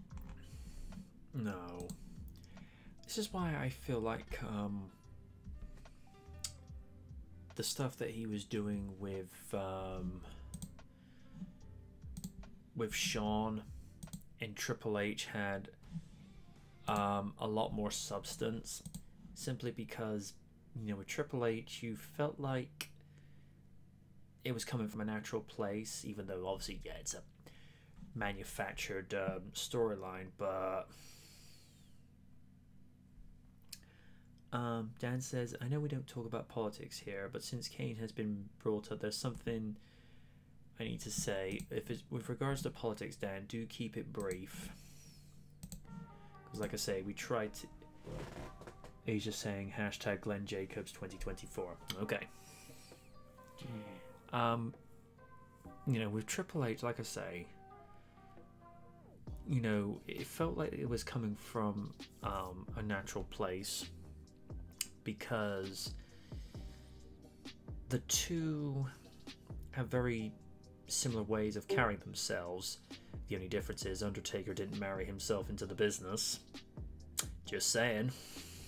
And similar thing with Shawn Michaels. It was a rivalry that had gone back a little bit of a way, because when you look at the stuff that started with Shawn and Taker, which had actually started at the 1997 SummerSlam 97, when Shawn, and for context, Shawn inadvertently struck Undertaker with the steel chair when he was aiming for Bret Hart, which actually cost Undertaker the title, which then started the road to Hell in a Cell. And here's the thing, a lot of people think that the Attitude Era began with either Hell in a Cell or the Montreal Screwjob, but it's like, no, it actually began with the WWF title match at SummerSlam 97. They reckon that was the catalyst for everything that would follow. And I'm like, that? Really? I mean, I would argue to some degree that Stone Cold's King of the Ring winning speech from 96 would have been a reasonably good catalyst, because there is no Attitude Era without Steve Austin. And in some respects, you could say the same thing with The Rock, DX, Val Venus. Well, that was certainly Attitude. That character would not be allowed to be used today. Which is weird, because I'd love the reaction anytime you'd hear that theme song goes, "Hello, ladies." Whereas, let's be fair, Liz, if that character was trying to be used today, the SJWs would have a field day. Oh God, no, you cannot use it at all.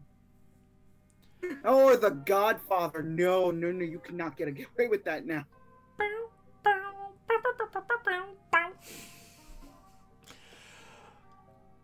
I think one of the best uses, Liz, you probably know what one we'll be talking about. Raw Roulette 2002, and it was the option that landed on the Raw Roulette wheel. It's legal in Nevada.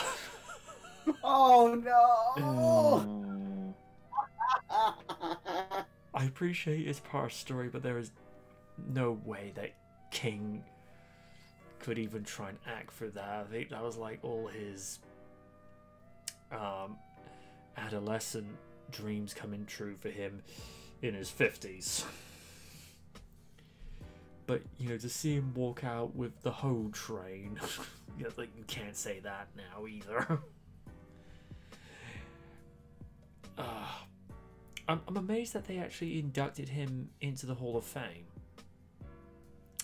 Because, you know, they could have got him inducted when he was, you know, when the Nation of Domination first started off, but no, he's widely regarded for The Godfather, and the one we don't talk about, The Good Father. Dare I even ask? You're better off not knowing. To give a short summarization, WWF at the time were under a lot of scrutiny from the censorship, so overzealous, as Wynn would like to say, overzealous Christian loonies, parent groups and what have you for all the stuff that WWE was doing, even though they would actually have age certificates going out saying this is TV-14, so this is not really for kids. So what WWE did as a means of telling the censors to go screw themselves, they actually had a group called the Right to Censor. So, you know, like you would have groups in real life that's saying our right to music, our right to freedom of speech. This group advocated the right to censor people. So you'd have The Godfather taken from, you know, being a pimp and, you know, having hoes by his side.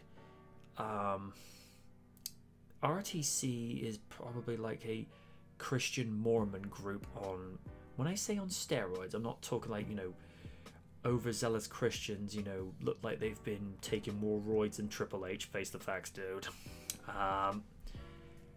It's just the fact that it was just a gimmick that had been dialed up to 11, and the good father was like, you know, censoring pimps, censoring hoes, and just you know, over promoting like morality, censorship, when it's like, these guys moral. That's like only you know, being a lecturer in anger management. Never happen. Wow, not even a laugh from Raiden. Oh, Raiden's being kicked out again. Oh no! I swear this server doesn't like him. Either that or internet's getting rather shoddy. Well, you know, it was playing up at my end earlier, as you all know so well. But no, it was just done in that way. I mean, and when Ivory joined, that didn't really shock me, because Ivory was already that way as a character and as a person. She wasn't. When they did the Miss Rumble 2000 bikini contest, which, you know, you wouldn't see that done today either, you know, where, you know, a panel of judges, including like someone from Conan O'Brien, was asked to do some of the judging, and Ivory, who was wearing like this sort of fleece top, she really wasn't in the mood to just, you know, just go around and flaunt around a bikini. I mean, people like Jacqueline, you know, Jackie's always fair game for that sort of thing, because, you know, that's just how she was. She's just like, it's like I got no problem with them. And you had BB, which was short for Barbara Bush, but because obviously some other political figures with that name, she couldn't really go using that. Luna was having none of it. Luna Vacon? Yeah, she was having none of that. And the one that didn't surprise me, that didn't have compunction with it whatsoever, was Miss Kitty, and her coming up with the idea of a bubble wrap bikini. I looked and thought, okay, that's original. That's innovative. But like I say, even back then, Ivory just, you know, she just wasn't into it, because she does strike me as someone who is a bit of a prude. She's a prude, but she's not a prude. Right. You know, she's not. I think that's why she joined Right to Censor at that time. That's what I'm saying. Well, not at that time, but like mid 2000s. Yeah. The one who really surprised me that would actually go do stuff along the lines of what the other divas were doing at the time is, I mean, of all people, was when Chyna announced she was doing Playboy, and at the time I'm like, okay, I'm intrigued. Because, I mean, say what you will about her, she was very, very attractive. Oh, very. I think. I mean, like I said time and time again, her and Xena were just my crushes back then. I don't know. Don't know what it was. I mean, when Chyna first came in, I mean, she was a little too on the muscular side. Like when she first came in with Shawn and Triple H, she was a little too muscular. But I remember her saying on Come Get Some, the women of WWF, because she had like an accident where she broke her jaw and she had to be fed for a straw for like 3 months, she ended up losing about 20 pounds of muscle and body fat, where she actually started looking a tiny bit more feminine. She actually wanted that, because the way they had Joni had the character portrayed, they want her as this really tough tough, kick-ass, you know, competitor that could take on the men, you know, the men and women. But at her core, Joni wanted to do, how to say this? She wanted to be feminine, but not girly, if that makes any sense. You know, she wanted to do something that was more her. And it's like I said, when, you know, she went and did Playboy, I'm like, okay, that's a side of her I've never seen before. And I know we've said this time and time again until this has been beaten to into submission, but the way she was ousted from WWE, that was not cool. I mean, come on, Vinny. No. I mean, yeah. I mean, after Judgment Day, it was so abrupt, you know. And because of that, the women's title was like was just AFK until Survivor Series at that year when Trish won the belt. And here's the thing.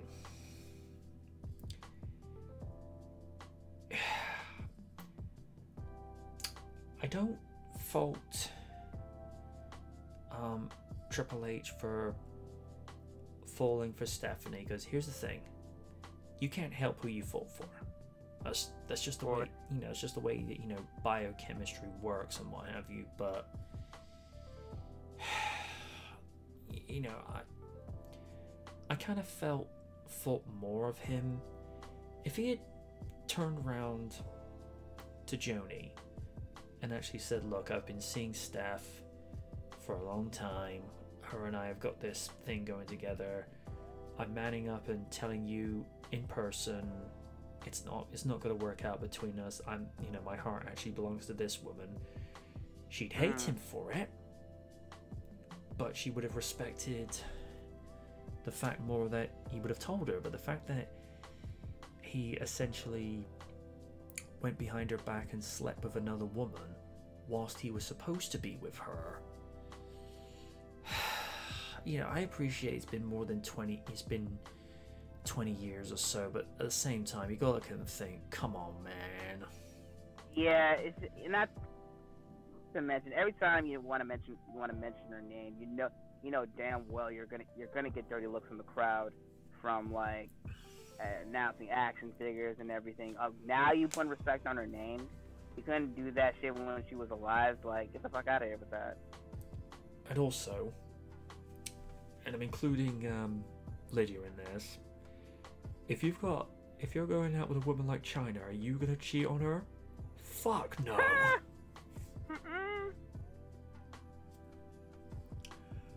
I mean, you have a woman like that. First of all, number one, I wouldn't even remotely think about it. And second of all, she has the potential to kick my ass. I've got, you know, double reason not to even think about it. And little known fact, originally they were going to push for her to be WWF champion. Now that I would have bought over Charlotte. Yep. Because here's the thing. Because at least will be genuine and not forced. Yep. Yeah. Because the original plan, because she had beaten Triple H and Undertaker for #1 contendership, she was originally going to face Austin for the title at SummerSlam. And she was going to be booked to win. But Triple H got involved. Typical. And then after he got injured, the dreaded invasion angle happened. Yeah. Yeah, we don't like to talk about that. We like to talk about how it ended, because as bad as that saga was, they ended it right. I think if they were able to do a do-over, if Vince had actually spent more money in buying out all of their contracts, you could have had the invasion angle with the NWO, Steiner, Flair, Sting, and as much as Oni would not like to hear this, Hogan. Imagine Hogan in 2001 as the WCW champion going up against Stone Cold Steve Austin as the WWF champion. Or having Sting go up against Taker in their prime. Or think of another one.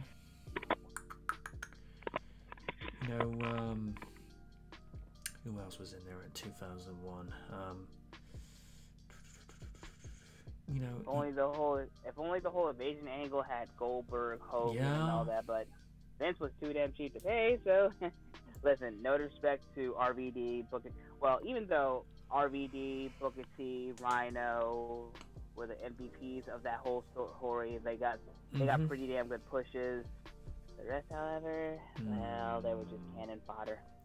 3-letter Diamond Dallas Pay. Oh, I was about to mention that. I remember 2001 when he got revealed as Stalker. Like, what is?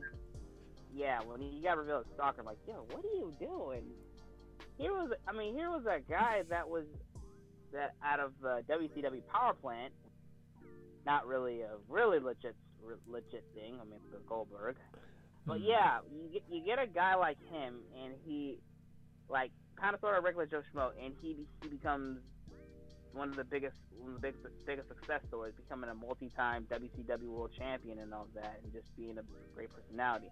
But no, when he went to, like, I think it was Raw or SmackDown, he gets revealed as the stalker of Taker's wife at the time, Sarah, and then gets his ass beat over and over again. I'm like, yeah, that Wacky Macky with his crazy ass real. Yeah, and apparently Vince was the one who was doing the voice of DDP when he had, like, the voice altered for yeah. No, that does not surprise me. That really does not surprise me. Dan's just saying, did you know that Gangrel Hurricane recently appeared at AEW Full Gear? No, I did not know. I did. It was hilarious. And also, like, let's look at this logistically. The whole Diamond Dallas Page thing, being the stalker. DDP's married to Kimberly. So you're telling me that you traded Kimberly for stalking Sarah? I mean, don't get me wrong. I'm not trying to be sexist or anything. Kimberly, Sarah. Let's compare. We're comparing apples to oranges. That's a little bit of wind speaking in you there. Yeah, just a little bit.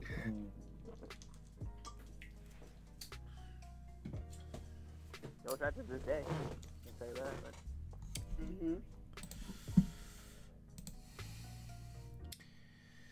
Well, she is still online, but as it's been mentioned, she's conserving power just in case power goes out in her area, which is a shame because, you know. Yeah, I've heard about this. Like, one of my friends in California has been annoyed with, like, power outages. It won't come on till, like, I don't know, 5 or 6, like Tuesday or Wednesday and shit. Yeesh. Yeah, I don't know. Ever since this whole pandemic, California has been getting screwed over multiple times. From what I've heard of New York, it's getting better, but California's still getting the short end of the stick. Hopefully by the next couple of weeks or months or next year, things get, you know. Yeah. It's unfortunate. Well, you'd like to hope it'll get better, but, you know, we have our doubts. Yeah, like, pertaining to the whole list of Undertaker's best opponents. I mean, like I said before, I don't have a problem with it. I would change changing my rankings though. You know, from like I would cut Stone. I'll probably put Stone Cold up to the top, because there was a lot of times Taker and Stone Cold had a lot of great matches together, and they had a legit good rivalry. Yep. I get Orton. I get why Orton's on the bottom, even though the rivalry like in 05 was really good. From after Mania 21, then the draft, Orton gets drafted, Orton gets to win Candice Taker, SummerSlam, and then No Mercy, Taker disappears for a while, and then after Survivor Series 05, where Orton becomes sole survivor for the third year in a row, he comes back. I feel like that was pretty good. Mankind at the top, that does not surprise me, because no matter how old you get, people are still going to talk about, you know, how much that Hell in a Cell from Keener in '98 changed everything, you know. So totally get that. And MJ, I know, like I said before, I know you got your thing with Lesnar, but you can't deny that during his rookie year, him and Taker had probably had the one best matches. One that had their best matches. Sans WrestleMania 30. Triple H, most definitely from 2001 through 2016 and 2017. Well, wait, 2011, 2012. Even though I thought that their Hell in a Cell was shit. But yeah, like I said, the whole list itself was pretty good. Peace as well. They had a really damn good rivalry from like from 07. So all these rivals Taker has are legit. And here's my little response. Like they're finally retiring them.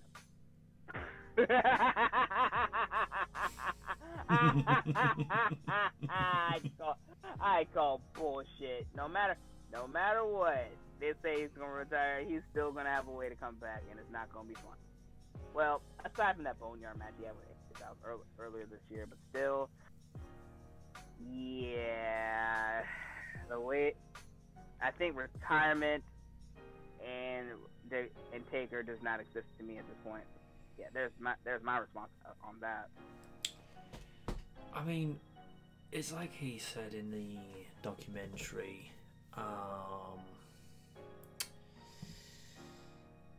He could have retired around the same time as Shawn Michaels, but he was constantly chasing, like, you know, the perfect ending to go out on. And it could have happened multiple times. It could have happened with Shane McMahon in Hell in a Cell at WrestleMania 32. Don't remind me of that. Yeah, that match was bad. I will give Shane props to this though. The fact he was walking around the night after on Raw, I'm like, okay, sir, you've got balls. I respect that. He's had that for years at this point. I know, but it's just the fact that he just seems to recover so quickly. I don't know what that guy...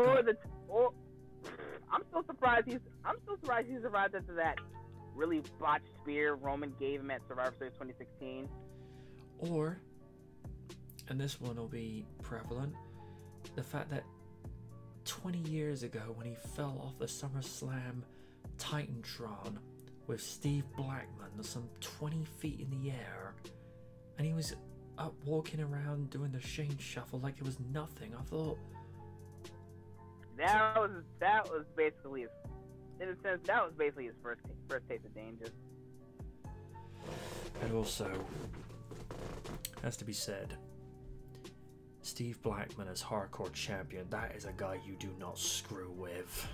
He was lethal as fuck. Hence the name Lethal Weapon. And from what I've seen, the guy's still in incredible shape. Apparently he did admit in an interview at one stage that during his time on the road with WWE, he'd slept with about 500 women. I'm like... Damn. Wow. Listen, if you had a physique like that and you had the martial arts skills, you know a woman's gonna flock to you. Mm-hmm.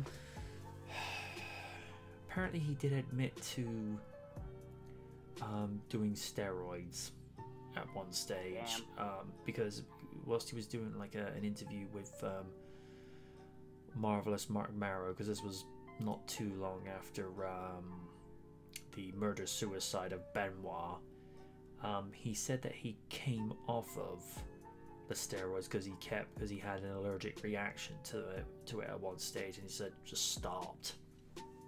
Yeah.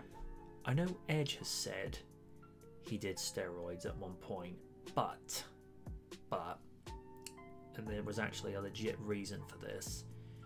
He was taking them in order to strengthen up his neck bone properly, just so that when he came back, you know, it would actually help him. And the only reason he stopped taking those because he was getting gassed in the ring. And this is the thing that people for whatever reason, keep overlooking with Rock. I mean, I'm a Rock fan. Don't get me wrong, but you cannot look at me from his WrestleMania 28 match with Cena, what he did at Survivor Series 2011, and his, you know, WrestleMania 29 match. You mean how he was like, yeah, from what I've seen of those matches, homeboy looked very winded. And also, you could see the veins in his arms. If you're a proper... That's super freaky. If you're a proper bodybuilder, you don't have that. You just have... No. You just have, like, full-on muscle, and you don't have that. I mean, I think probably the best example of somebody who's properly muscular built, but is not, you know, looking like they're roided. Probably one of the few people that matched that criteria was probably Kurt Angle.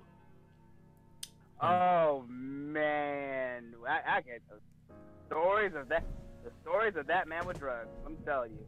I know he did. But I will say that I'll say this: the guy was on Percocets or Perks. The guy was unstoppable. Like, yeah, drugs are bad, okay, but you can't tell me seeing him for. You know he was gonna get a damn good match out of him. And the reason he got released because like he was using too much, and then when he was in TNA, I think for me, I'll always say this: his TNA run was, aside from some good moments in WWE, were much better than his WWE appearance. But yeah, I think for me, it was just the competitive athlete Kurt was when he was doing all that. I mean, he admitted he do wrong, but yeah. Kurt, I think he got to a point before he left WWE. He really should have been easing back into a not necessarily a part-time schedule, but just a slight lighter schedule, because you get some competitors that they can keep going no matter what. I mean, just look at Goldust. Like, he was still actively competing in 2014, 2015, like it was no big deal. But you get some guys, I mean, let's be fair, should Hogan have really been wrestling in his late 40s at the end of his tenure with WCW when he came back to WWE? Nope. I mean, nope. It was honestly more of a. I think it was more of half of a glory days thing. I'll say this much: from a marquee and business standpoint, it was a decent business decision, because it's like, we've got Hulk Hogan back in the company, and as much as, you know, we have our issues with Hogan, and Oney's got a whole city block full of those. Yeah. When he won the Undisputed title from Triple H, looking back at it now, it's just like, you know what? Say what you will about the guy, he probably wasn't going to get that many world title opportunities. After that, so it's like, let him have this. Let him have this, because regardless of how you feel about the Hulkster, would professional wrestling, and by extension the WWE, be what it is today without Hogan? And I don't think it would be what it is today. Would it be similar? Maybe. But without Hogan, you wouldn't have the NWO. And without the NWO, you wouldn't have Rock, and you wouldn't have Austin. So, I mean, that's not to say that Rock and Austin are creations from Hogan. I mean, the idea of Hogan being Austin's father, that'll be an interesting day of therapy. It's just, it's more like it's a byproduct as a result of consequence. It'd be like, you know, imagine like Oni has millions of followers where we're the Onites. You know, we are the followers of the Oni. Or how Raiden has, you know, the disciples of Raiden. Or, you know, things like that. You have like a cause and effect. So, in that case, Hogan going over, but to be fair, Hogan wasn't originally going to go to WCW because he said he was done with WWE after what happened at King of the Ring 93. And he was going off to do Thunder in Paradise, and of course, you know, to put this off in a scenario, Bischoff just goes, would you like to come to wrestle? I'm not interested. I have lots of money. Well, brother, I consider me signed. Because Hogan loves that paycheck. But then again, money. But then again, considering what WCW were offering him at the time, would you tell them no? I wouldn't. Although his wife, good lord, she took him to the cleaners. Oh my lord. But, and then of all the irony, she took him to the cleaners, and then Hogan took Gawker to the cleaners. Oh man. I mean, what was it? He was going to sue them for 110 million and eventually got 50, and I'm like, oh, take over 110 million. It's fucking Gawker, for crying out loud. I mean, I think that was one of the very few times Oni was actually rooting for Hogan. And Liz is like, should I agree with him? Like, just best not question it. That'd be like L-Man finding out about a court case with McMahon versus someone L-Man despises even more. It's like, I'm rooting for Vince McMahon. I'm going to shower later because I feel dirty. Okay, I thought I'd get at least one or two laughs, but never mind. But yeah. I think we'll move on to another topic. So, actually, did Liz get her say about what she thought about the Undertaker's ranking list? I mean, the only thing I'll say, it's like the right person's at the top of the list, because his feud with Mankind kind of defined, in a sense, both their careers. So that's the only thing I'll say about that. Okay. Well, this is an interesting article coming from Jan Dubont, or Jan Dubon, whatever how you pronounce this director's last name.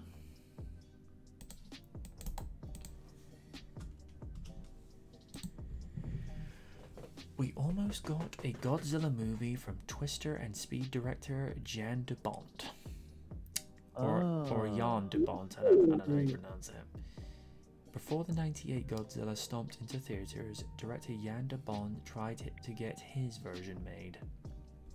Over several decades worth of working in Hollywood, Jan de Bont directed such action classics as Speed and Twister, and was the cinematographer for a host of iconic thrillers and auctioneers, including Die Hard, Basic Instinct, and The Hunt for Red October. In an interview with Polygon, de Bont revealed that he came close to adding another iconic franchise to his name when he met with Japanese producers back in the 90s to make an American version of Godzilla. I went to Japan.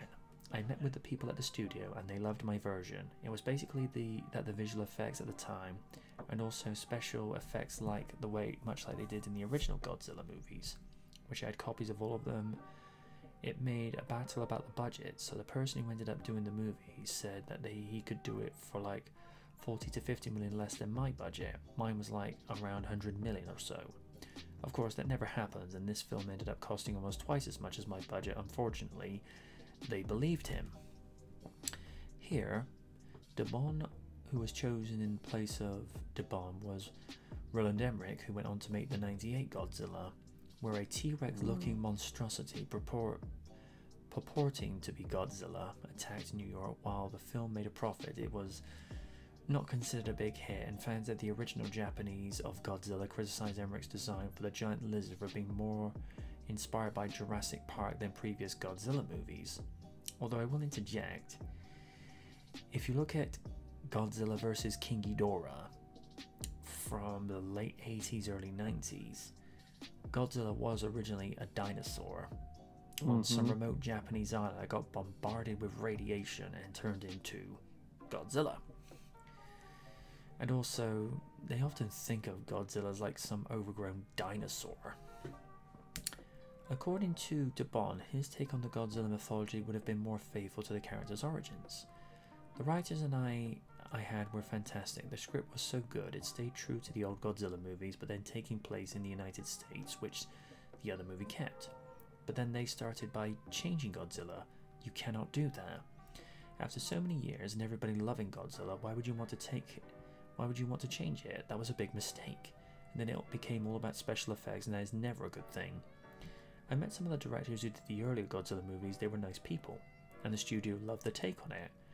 We were really far into pre-production, set designs, locations, and then they saw the budget. Oh no, we don't spend that much money on the Godzilla movie. Then they ended up spending twice as much money. It seems Hollywood came to see the issue from de Bont's point of view, even if it took them 16 years to get there. In the 2014, Legendary Entertainment rebooted Godzilla with a new movie. This time around, the monster was much more faithful to the old Toho movies. Hollywood's new Godzilla film proved successful enough to spawn an entire MonsterVerse franchise. The franchise will culminate in the upcoming Godzilla vs. King Kong, which will see Asia's most famous kaiju go head-to-head against Hollywood's biggest monster movie icon, King Kong. This news originated at Polygon. Well, what to say about that? Would have been interesting to see what kind of movie this would have been, because here's my stance with the 98 movie. It was what it was. Do I hate it? No. It's one of those... It's a guilty pleasure. I can appreciate it for what it is, because it's a dumb action popcorn flick. It does what it says it's going to do. And unpopular opinion, but I was one of the very few who didn't have a problem with the design.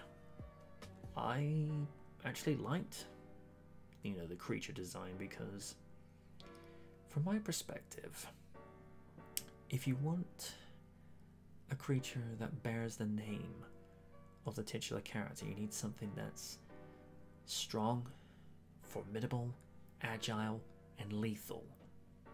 And the old Toho movies, they never did anything for me. Do I think they're bad movies? Absolutely not. I think they did what they set out to do, and that was actually provide an entertaining piece of cinematic history. with me, I like things that are tangible. I like things that make sense. And when I look at the 98 design, instead of being a guy in a rubber suit, I saw something that logically and tangibly I could get my head around. I was like, yeah, I could imagine a creature that size. I could imagine, an abnormality of nature being able to move with such quick pacing.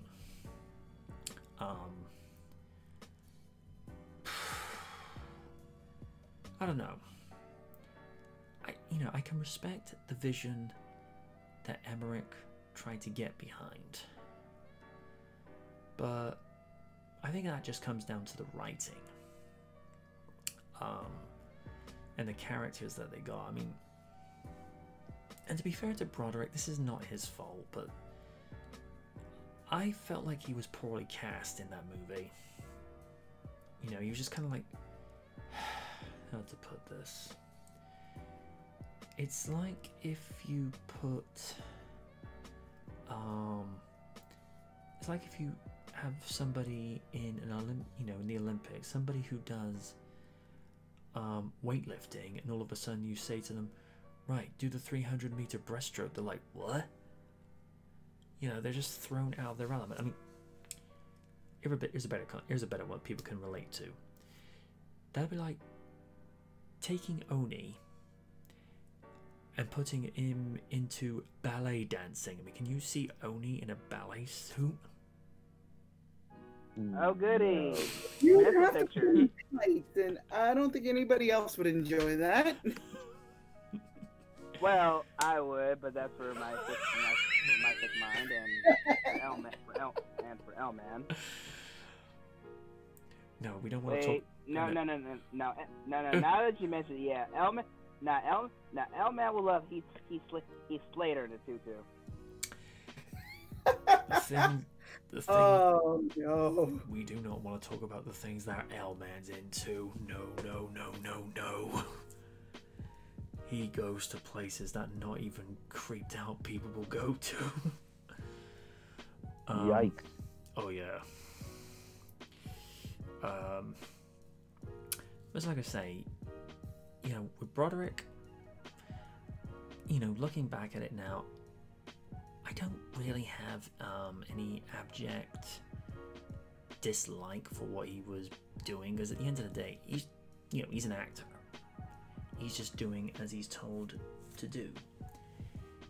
I felt like Ian Ziering portrayed the character better in the animated series, because the Ian Ziering portrayal had a brass set. This is a character that wasn't a pushover, whereas Broderick's version, he was a pushover.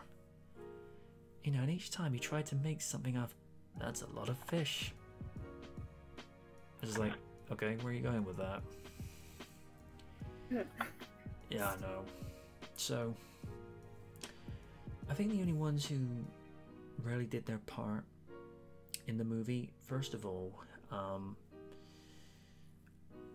Jean Reno as Agent Philippe. Really liked him in that movie. There's a lot of gravitas with just his presence, like he commands respect and what have you. Kevin Dunn, probably one of his least irritating roles, because the father in Transformers. Need we say more? Here's another one I quite liked. Quite liked the paleontologist in that movie, and also she's a redhead. How you doing? And oddly enough, I think the actor who played Wendell as like one of the other scientists, he actually reprised his role in the TV series. Yep, he did. Because he was good. Because he was the one who came up with Nigel. That robot was always, there was always something going wrong with that thing. And Nigel was voiced by Tom Kenny. Really now? Yeah? I did not know that.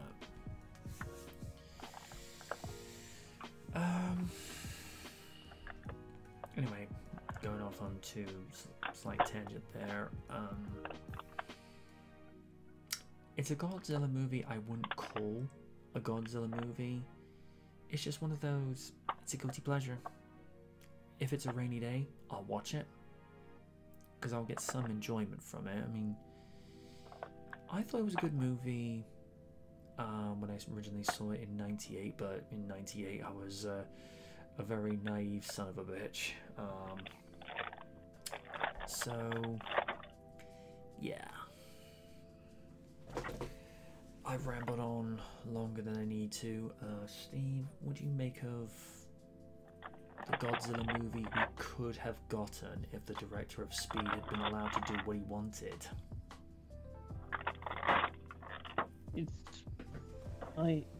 It's an interesting idea that he had for his script, because I think it involved Godzilla being some sort of protector for mankind, and would have featured an alien probe which would turn into a creature called the Gryphon. I think Kinshoma in one of the previous seasons mentioned something about. Carl? And it would have ended up like the classic monster showdown that Toho usually would make. In fact, I'm just trying to see if I can find some of the production art for John de Bronson Godzilla. Oh, that's how you pronounce it. Okay. But to sum up, it would have been interesting to see his take on Godzilla.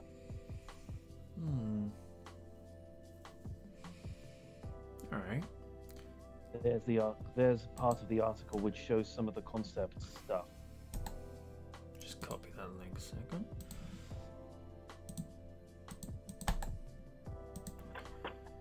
Let's see. Even features a statue of the proposed Godzilla design.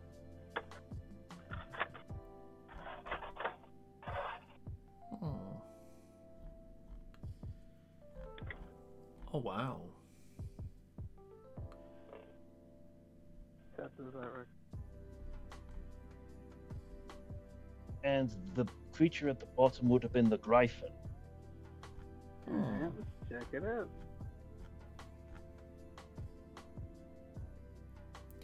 See, even in that design, you know, Godzilla's still got a few dinosaur-like proportions in there. I dig it. And these models were made, but the early production team, when they were going off for John Duron's script, the maquettes and everything were made by the Stan Winston production group. Nice. That's because Stan Winston was the man back in the day. Mm-hmm. I mean, the way this thing looks is definitely screams Godzilla. That's the thing that we got in '98. The thing that I'm seeing with the Gryphon, particularly this image that I'm looking on here, it looks like there's a mixture of dragon, bat, and werewolf. Especially with like the jowls there. The way it worked was that the alien probe, according to what Inshoma said, would accumulate and absorb animal DNA, combining it into this final form that we see here. So it's in a similar way how Ben 10 would acquire DNA for the Omnitrix back in the day. Yeah. Yeah. If anyone's interested, I've actually got a couple of Ben 10 items on my eBay page. Okay. But the idea for a creature that would absorb Godzilla's DNA from that was an alien probe would later be used in Godzilla 2000 with Olga. Yeah. Wasn't he also in that GameCube game or Godzilla Destroy All Monsters Melee? Yeah, I think so. Yeah, I think he was in the trilogy of Pipeworks games. God Destroy All Monsters Melee, Godzilla Save the Earth, and the final one being Godzilla Unleashed. No wonder I recognize the dinosaur-like quality in this picture. It's done by Crash McCreary, who also did the design work for the dinosaurs of the first Jurassic Park. I'm noticing very similar art lines. Because I see a mixture of the T-Rex, particularly with the legs, and Velociraptor head.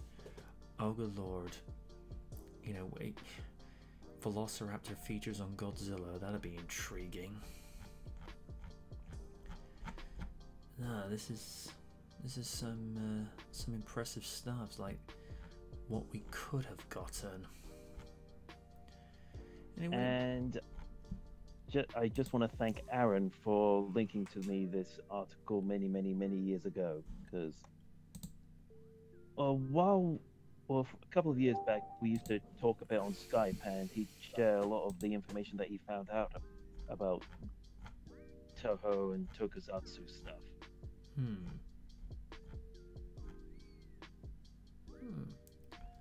That's interesting. There's a picture of Bill Paxton at the bottom there. Like we keep saying, it's taken too soon. No, that's some interesting stuff that you found there, Steve. Thanks for that.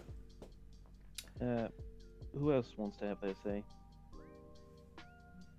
I mean, I dig it. Like, not the biggest Godzilla fan, but like seeing stuff like this, it shows that people have the passion for it without like going full corporate and just showing just a fully bastardized Americanized version of it. I mean, it was interesting to see where it would go, but so far the concept, I feel like it would kill it.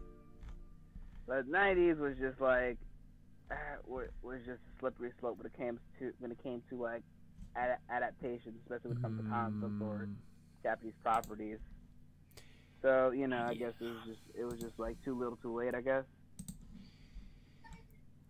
Oh, yeah.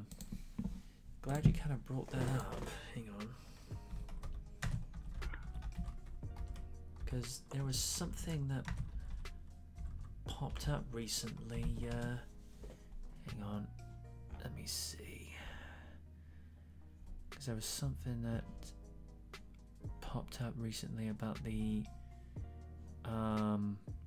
original Ninja Turtles movie. The director wants to do a 90s trilogy sequel. Thank you for reminding me. Oh, is that right? Ah. Bear with me one moment. Now, this is coming from Screen Rant, so take it with a pinch of salt. But the writer for the first Ninja Turtles movie is in talks to do an updated sequel for the original 90s film trilogy. Teenage Mutant Ninja Turtles writer wants a sequel to the 90s trilogy. Created by Kevin Eastman and Peter Laird, the iconic Heroes in a Half show first appeared in comic book form back in 1984. The Turtles smash hit animated series would follow in 87, where their mainstream fame would inevitably lead to their first live-action theatrical movie in 1990. Leonardo, Donatello, Michelangelo, Raphael, and their mentor father figure Splinter were brought to life in the 1990 film via Jim Henson's Creature Shop animatronics. Extremely cutting edge for its day, viewers hadn't seen anything of its like in a live-action film, and a sensation of which would lead to the Teenage Mutant Ninja Turtles box office success. This quickly made way for two live-action sequels: Teenage Mutant Ninja Turtles 2: The Secret of the Ooze, and Teenage Mutant Ninja Turtles 3. A loosely connected GCI, I think he means CGI animated movie, would come out in 2007, followed by the Michael Bay produced reboot Teenage Mutant Ninja Turtles in 2014, starring Megan Fox.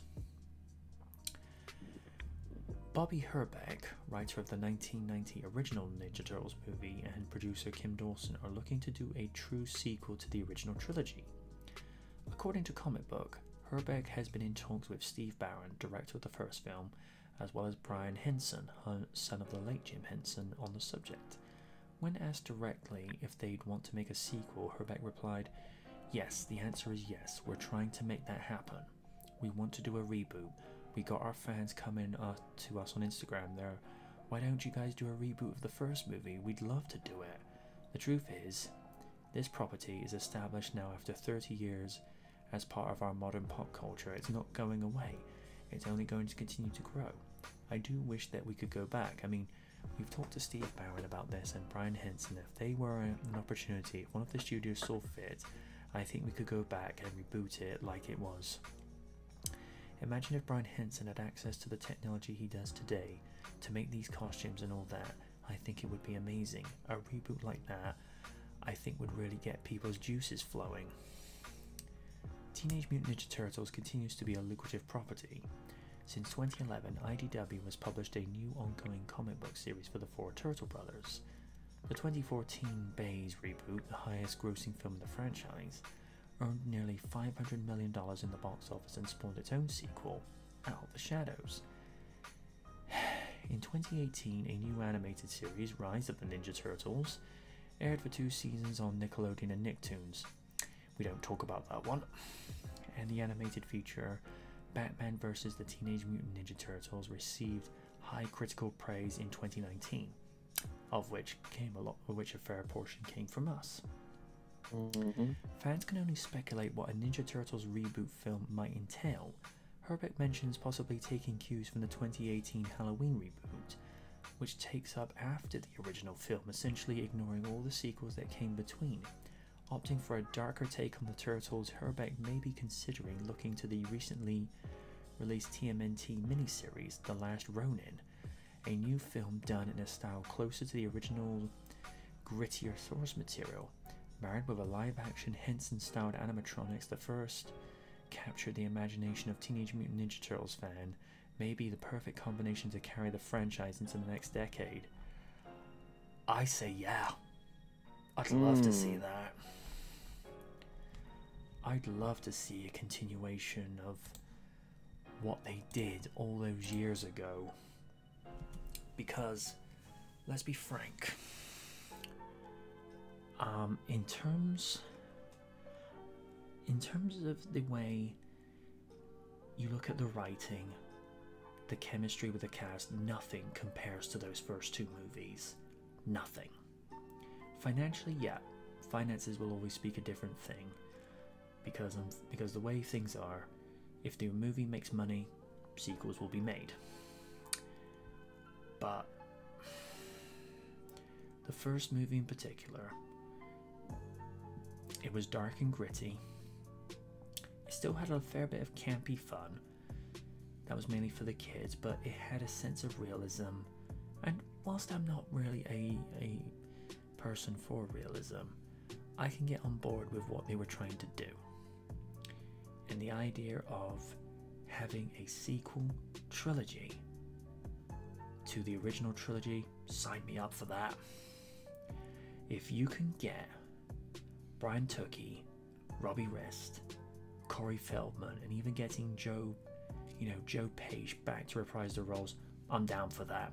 Sign me up. Because Robbie Rist, he is the best Michelangelo. As Raiden said when we did Turtlevember last year, it's like, God bless Robbie Rist. Yep. Corey, the Felster, he's the best Donnie in live action. Joe Page, best Raph. And Brian Tukey, he was the best Leo. And if they can get Kevin Clash back as Splinter, awesome. And if they can get Paige Turco back as April, me and Liz would be going, hey there, Paige. How you doing? Yeah, I'm all over that. I'd love to see it. Raiden, give us your thoughts. Yo, listen. Of all the bullshit the Turtles had to go through over the years, listen.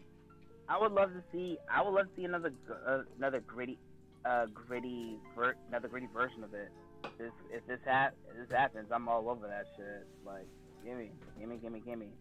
Simple as that, you know. Lids. It looks interesting. It's again, I wouldn't mind seeing another reboot or another attempt at the Ninja Turtles again without Michael Bay with his sticky hands all over it. Sorry, it's just the movies were fine, but it's just we need someone who actually has a love for the product and for love for the franchise. It's kind of difficult to find that nowadays, but I'd like to see them tackle something like this. So, yeah. Sir Stephen, I'd say go for it. If they play their cards right, and they could have a winner on their hands. Yep. And they've got a related article here. Why the original April was recast for Ninja Turtles 2. Okay. I'm intrigued. I need to see this. Yeah.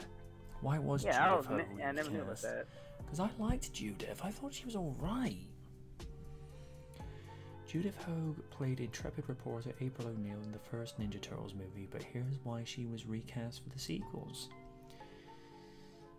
But here's why she was recast. When it comes to superheroes, there are many weird ones to choose from. Most comic book universes are far from realistic, leaving the door open for nearly limitless possibilities.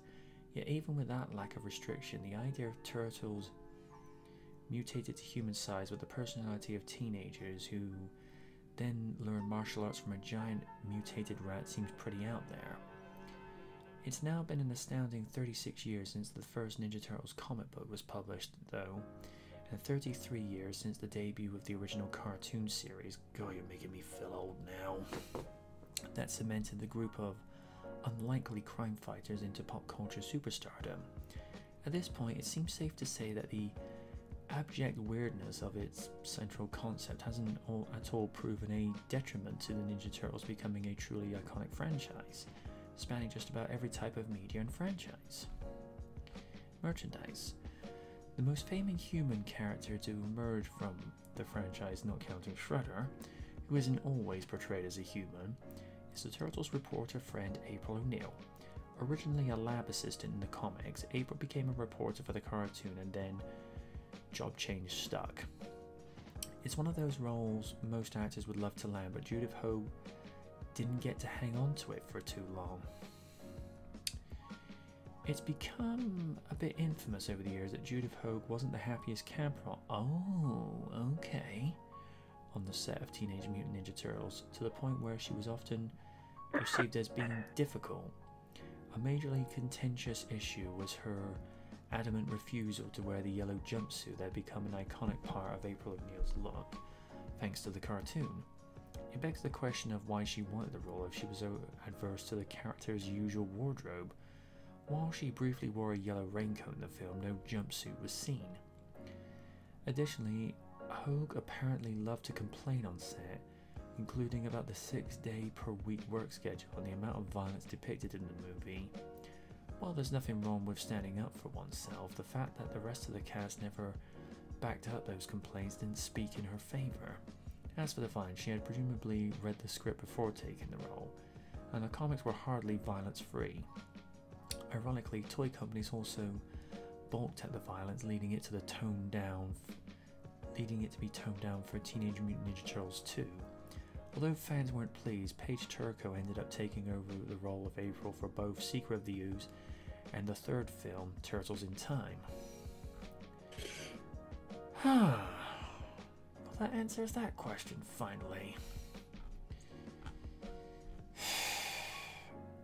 And here's the thing. I liked Judith. It's actually one of the very few Judiths I like. Those who watch 2.5 Men, you know what I'm talking about. Yeah. But I didn't think there was anything wrong with Judith Hogue, but the fact that she was difficult to work with. I mean, it's not like we lost out in any way, because Paige Turco was just as good. I mean, I think for me at the time when I saw Secret of the Ooze originally, I was like, wait a minute, that's not April. It's like, alright, let's say we're in an alternate universe and Will Smith has been fired from the set of the Fresh Prince of Bel-Air, and he's replaced by Wesley Snipes. Raiders looks like, that's not Will. Like, that's not Will. Yeah. Or in Lid's case, gotta think here a minute. That'd be like, she's listening, she's watching an episode of Sailor Moon, and let's say at the time she's voiced by Jennifer Hale from Spider-Man the Animated Series, and then 2 seasons down, out of the blue, they change her voice actress and she's being voiced by Fran Drescher from Friends as Janice. You'd be like, oh hell no. I'd be like, really turn off the TV and reevaluate my life. But yeah, that was such a shock to not a shock to the system, but it was like very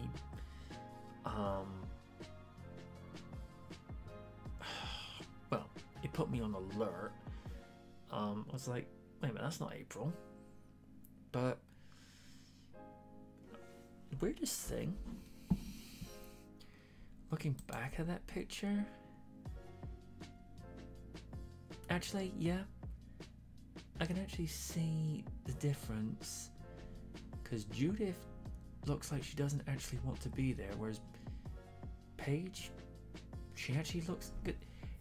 You can tell sometimes in an actor's performance, because some actors, they can fake it real well. Like if there's some that are not enjoying what they're doing, you can see it in their face, like, I really don't want to be here. Whereas some mask it better. You look at Judith there, you can tell she doesn't want to be there. Whereas Paige, she's happy to be there. Yeah. And now that I think about it, looking at them, Paige is cuter. No disrespect, Judith, you're still fine. But Paige, she looks nicer. I don't know. Well,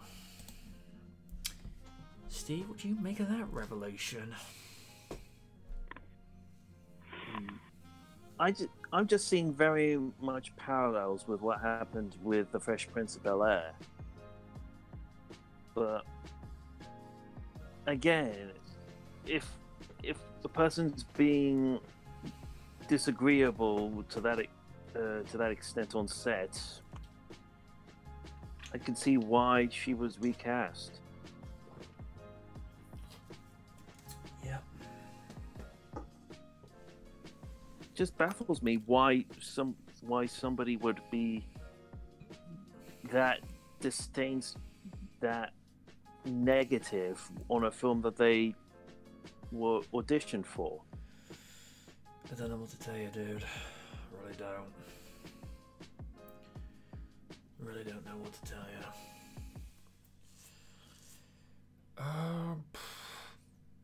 Lids, your 2 cents.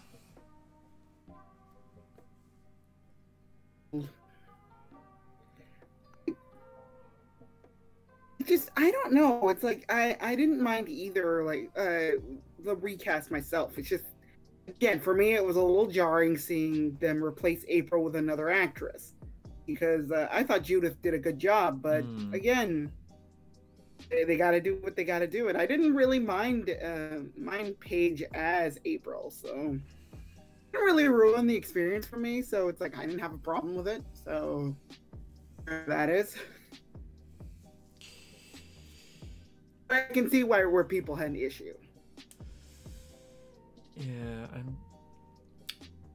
Gigoza mentions she had a problem with the violence. Why am I being reminded of Jim Carrey from Kick-Ass 2? Oh yeah. Right. I think he was a devoted Christian now at the time. Yeah, and he was also part of a gun control campaign, and he had an issue with the weapons in the movie. Here's the thing, though. It's a movie about exaggerated vigilantes. I don't think you have to take it that seriously. But, you know, it's like a lot of things. If there are going to be parts of the movie you don't agree with, read the damn script first. If it's something that you know you can't get your head into, or your heart emotionally, you know, invested in, it's like, then don't bother. I mean, it'd be like if Raiden gets a voice acting gig where he gets to play the descendant of Blade. He, you know, if he reads the script and he's truly likes what he's reading, he'll go and do it. But if it's like looking at stuff like, oh, Blade's gonna get involved in activist parties over alphabet soup or feminist rising, you look and go, that ain't Blade. That ain't Blade. Or in Lid's case, what if they turned Sailor Moon into a caricature of Anita Sarkeesian? Yeah, no. Lids seems to keep cutting in and out. You right there at all, Lids? We apologize, folks. We seem to be having technical difficulties again. Lids, you there?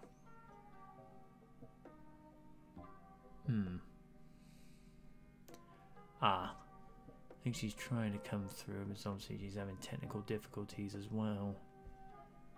Oh, phooey. I know. Yeah, I think after this, we should end early, because you never know what's gonna happen next. No, I mean, we've been very fortunate thus far to have kept going the way that we have done.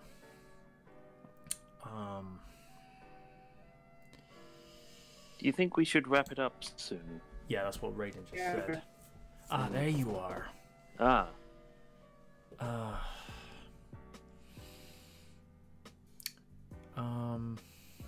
Who didn't get to say their piece on why Judith Hogue was recast? This guy. Go ahead, dude. Yeah, this is a definite shock. I mean, from what I've seen, like, she definitely played her part well in the first movie. Like, I remember watching Ninja Turtles 2 on VHS. Like, wait, where's the chick who played her in the first place? What's going on? So it is definitely a shock to hear that she was a little frustrated about the whole thing and everything. But I am happy to see that she has fully embraced it. I think that was when she was younger and all that. And she didn't know what the hell was going on, all that jazz, you know. So, especially now that she appeared in the deleted scene in TMNT Out the Shadows, really wish that was in the movie itself, but still. But yeah, I think I could chalk it up on her just being young, being a little, like, you know, you don't get the roles that you want, but you know, you get the roles that, you know, that defines you, but at that time you just don't feel it. So I guess I'll chalk it up to her just being like a little young, a little just not satisfied with it. Yeah, it was a definite shock. I should have known something was going on. Glad I saw that coming to light. Yeah. Weird thing is, I'm just looking at both Judith and Paige's wiki pages respectively. Paige is actually only older than Judith by by 2 years. Oh, sorry, 3 years, because Judith was born in 68 and Paige was born in 65. But the weirdest thing is, I didn't see Paige Turco in anything after Turtles in Time until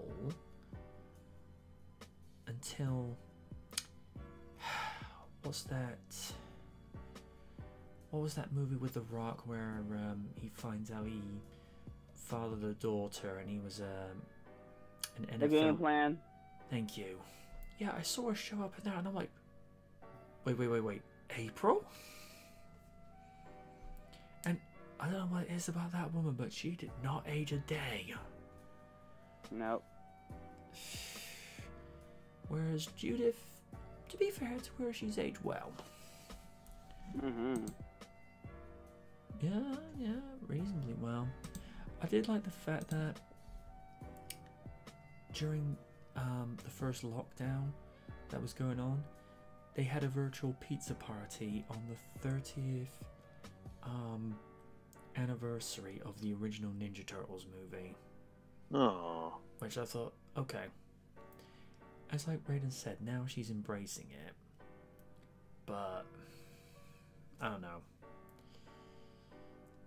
And also, she was actually quite young when she played April back then, because April, dependent on what continuity that you're introduced to, April was usually depicted mid to late 20s. Because the Renee Jacobs version from 87, she's supposed to be about 28. Judith was about 22 when she did the first movie, whereas the 2012 series is the youngest version of April and was the object of Donnie and Casey's affection, which, here's the thing, they had like sort of moments in the 87 series where, you know, the guys will tell April that she looked cute when she would, you know, looked like that princess ambassador that was visiting New York in one episode. It's one thing to be like, you know, say, oh, you know, they just make a compliment, but when it gets to a point where Donnie actually has feelings for her in the 2012 series, keep in mind that was about 6 years removed from Sonic 06 at the time, where people were not that cool about it, but I think it's one of those things you can look at it without a creepy context. I think with Donnie, it was a crush. Because, you know, from his perspective, he's never seen a girl before. Oh, but mind you, by that point, he never seen nor tasted pizza by that point, and I love that first episode where they've come out of the sewers just to go explore. They go and eat pizza. Mind blown. Mm-hmm. I did like for that series that it felt like, what if you blended the best elements of the 87 series with the best elements of the 2003 series? Because as much as I enjoyed the 2003 series, you know, I'm always going to be leaning towards 87. Simply because it was just a little bit more lighthearted, and you knew how to have that sense of the suspension of disbelief, whereas 03 tried to play it a little bit darker and a bit more serious, which at the time was needed. But no. Although a lot of people like the 2003 version of April because it was playing more true to the comics, but me, I'm an 80s kid. I love the Renee Jacobs version. And whoever's listening, if you can find this video where the voice actors are actually sending this video message to this guy that are huge fans of it, you actually get Barry Gordon, Rob Paulson, Townsend Coleman, and Renee Jacobs all leaving a video message for this guy, all in character with their pitch and cadence as their 87 voice roles. And Renee's voice hasn't aged a day. So imagine like being greeted with a video message, and you've got Rob Paulsen speaking as Raphael. I don't know what it is about Rob Paulsen, but his voice is like a fine wine. It has aged incredibly well. It's like when go on. I'd so like to meet him in the future. Same. It's like when they had that crossover episode in 2012. You have the 2012 Raph speaking, and as soon as Rob Paulsen opens his mouth as 87 Raph, that got me. And one thing people comment on is the end of that episode is where they gave them the proper send-off that they should have had about 16 years beforehand.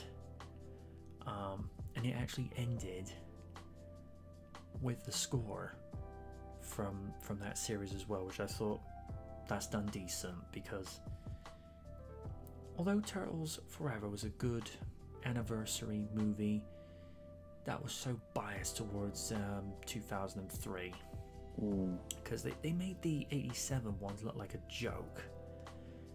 And I'll give them this, Dan Green did, he actually tried to sound like Cam Clarke. I'll give the man that. But I don't know.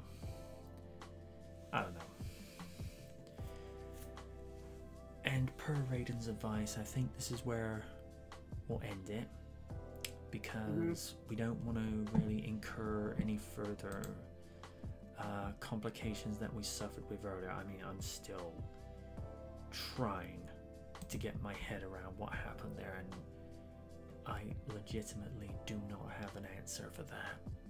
I'm just gonna put that down to as gremlins in the works. That's all I'm gonna say. Hopefully it's not Stripe. No. Or the Lloyd Grossman sound-alike from Gremlins 2, the new batch. Ugh. And apparently they're still trying to do the third movie. Here's my thoughts on that real quick.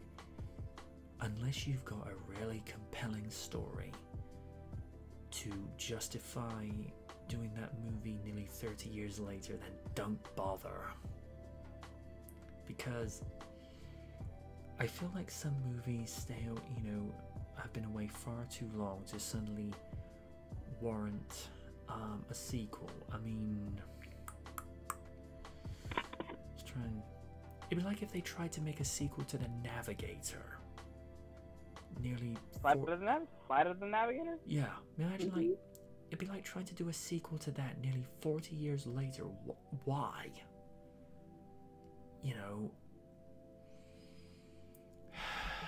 I don't get it.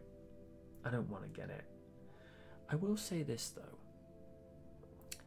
The production team that actually did a sequel commercial to E.T. where he came back so many years later, and the fact that they actually got the actor to reprise his role as Elliot, just to fill in the gaps, just to do a holiday commercial, I thought, okay, props to you guys for doing that. But again, it'd be like taking the Flight of the Navigator and say, we're gonna make a sequel to that. Sir, that movie was out in 86. We're making a sequel. And then Lid's like being like the sensible advisor. Why?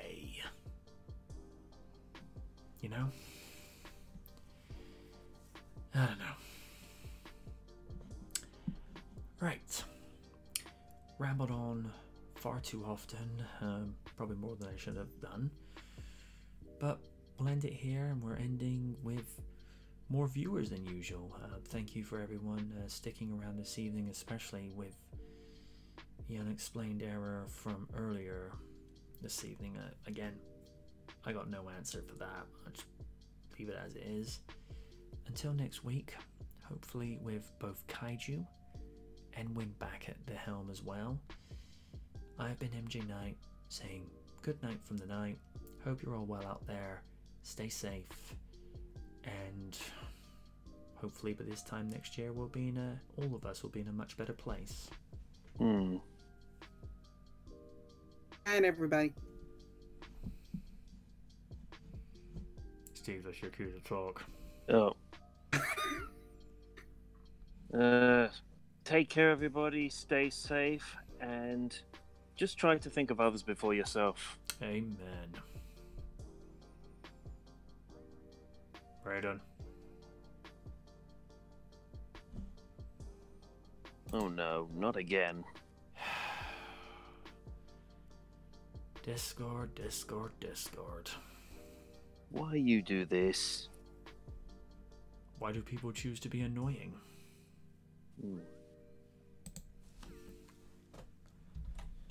Mystery that will never be solved. Fortunately. Oh, there you are. I was just listening to what you guys saying. No biggie. Yeah, we were waiting for you to say your goodbye piece. Oh, y'all went off there already? No, we're still on air. Yeah. Oh. Well, in that case, I have been the Cybernetic Energetic Zen Master. Stay safe, everybody. Wear your mask, wash your hands, and just don't do anything stupid. Simple as that. So in which case, that's most of the Twitter section. Oh, I'm sorry. Did I say that out loud?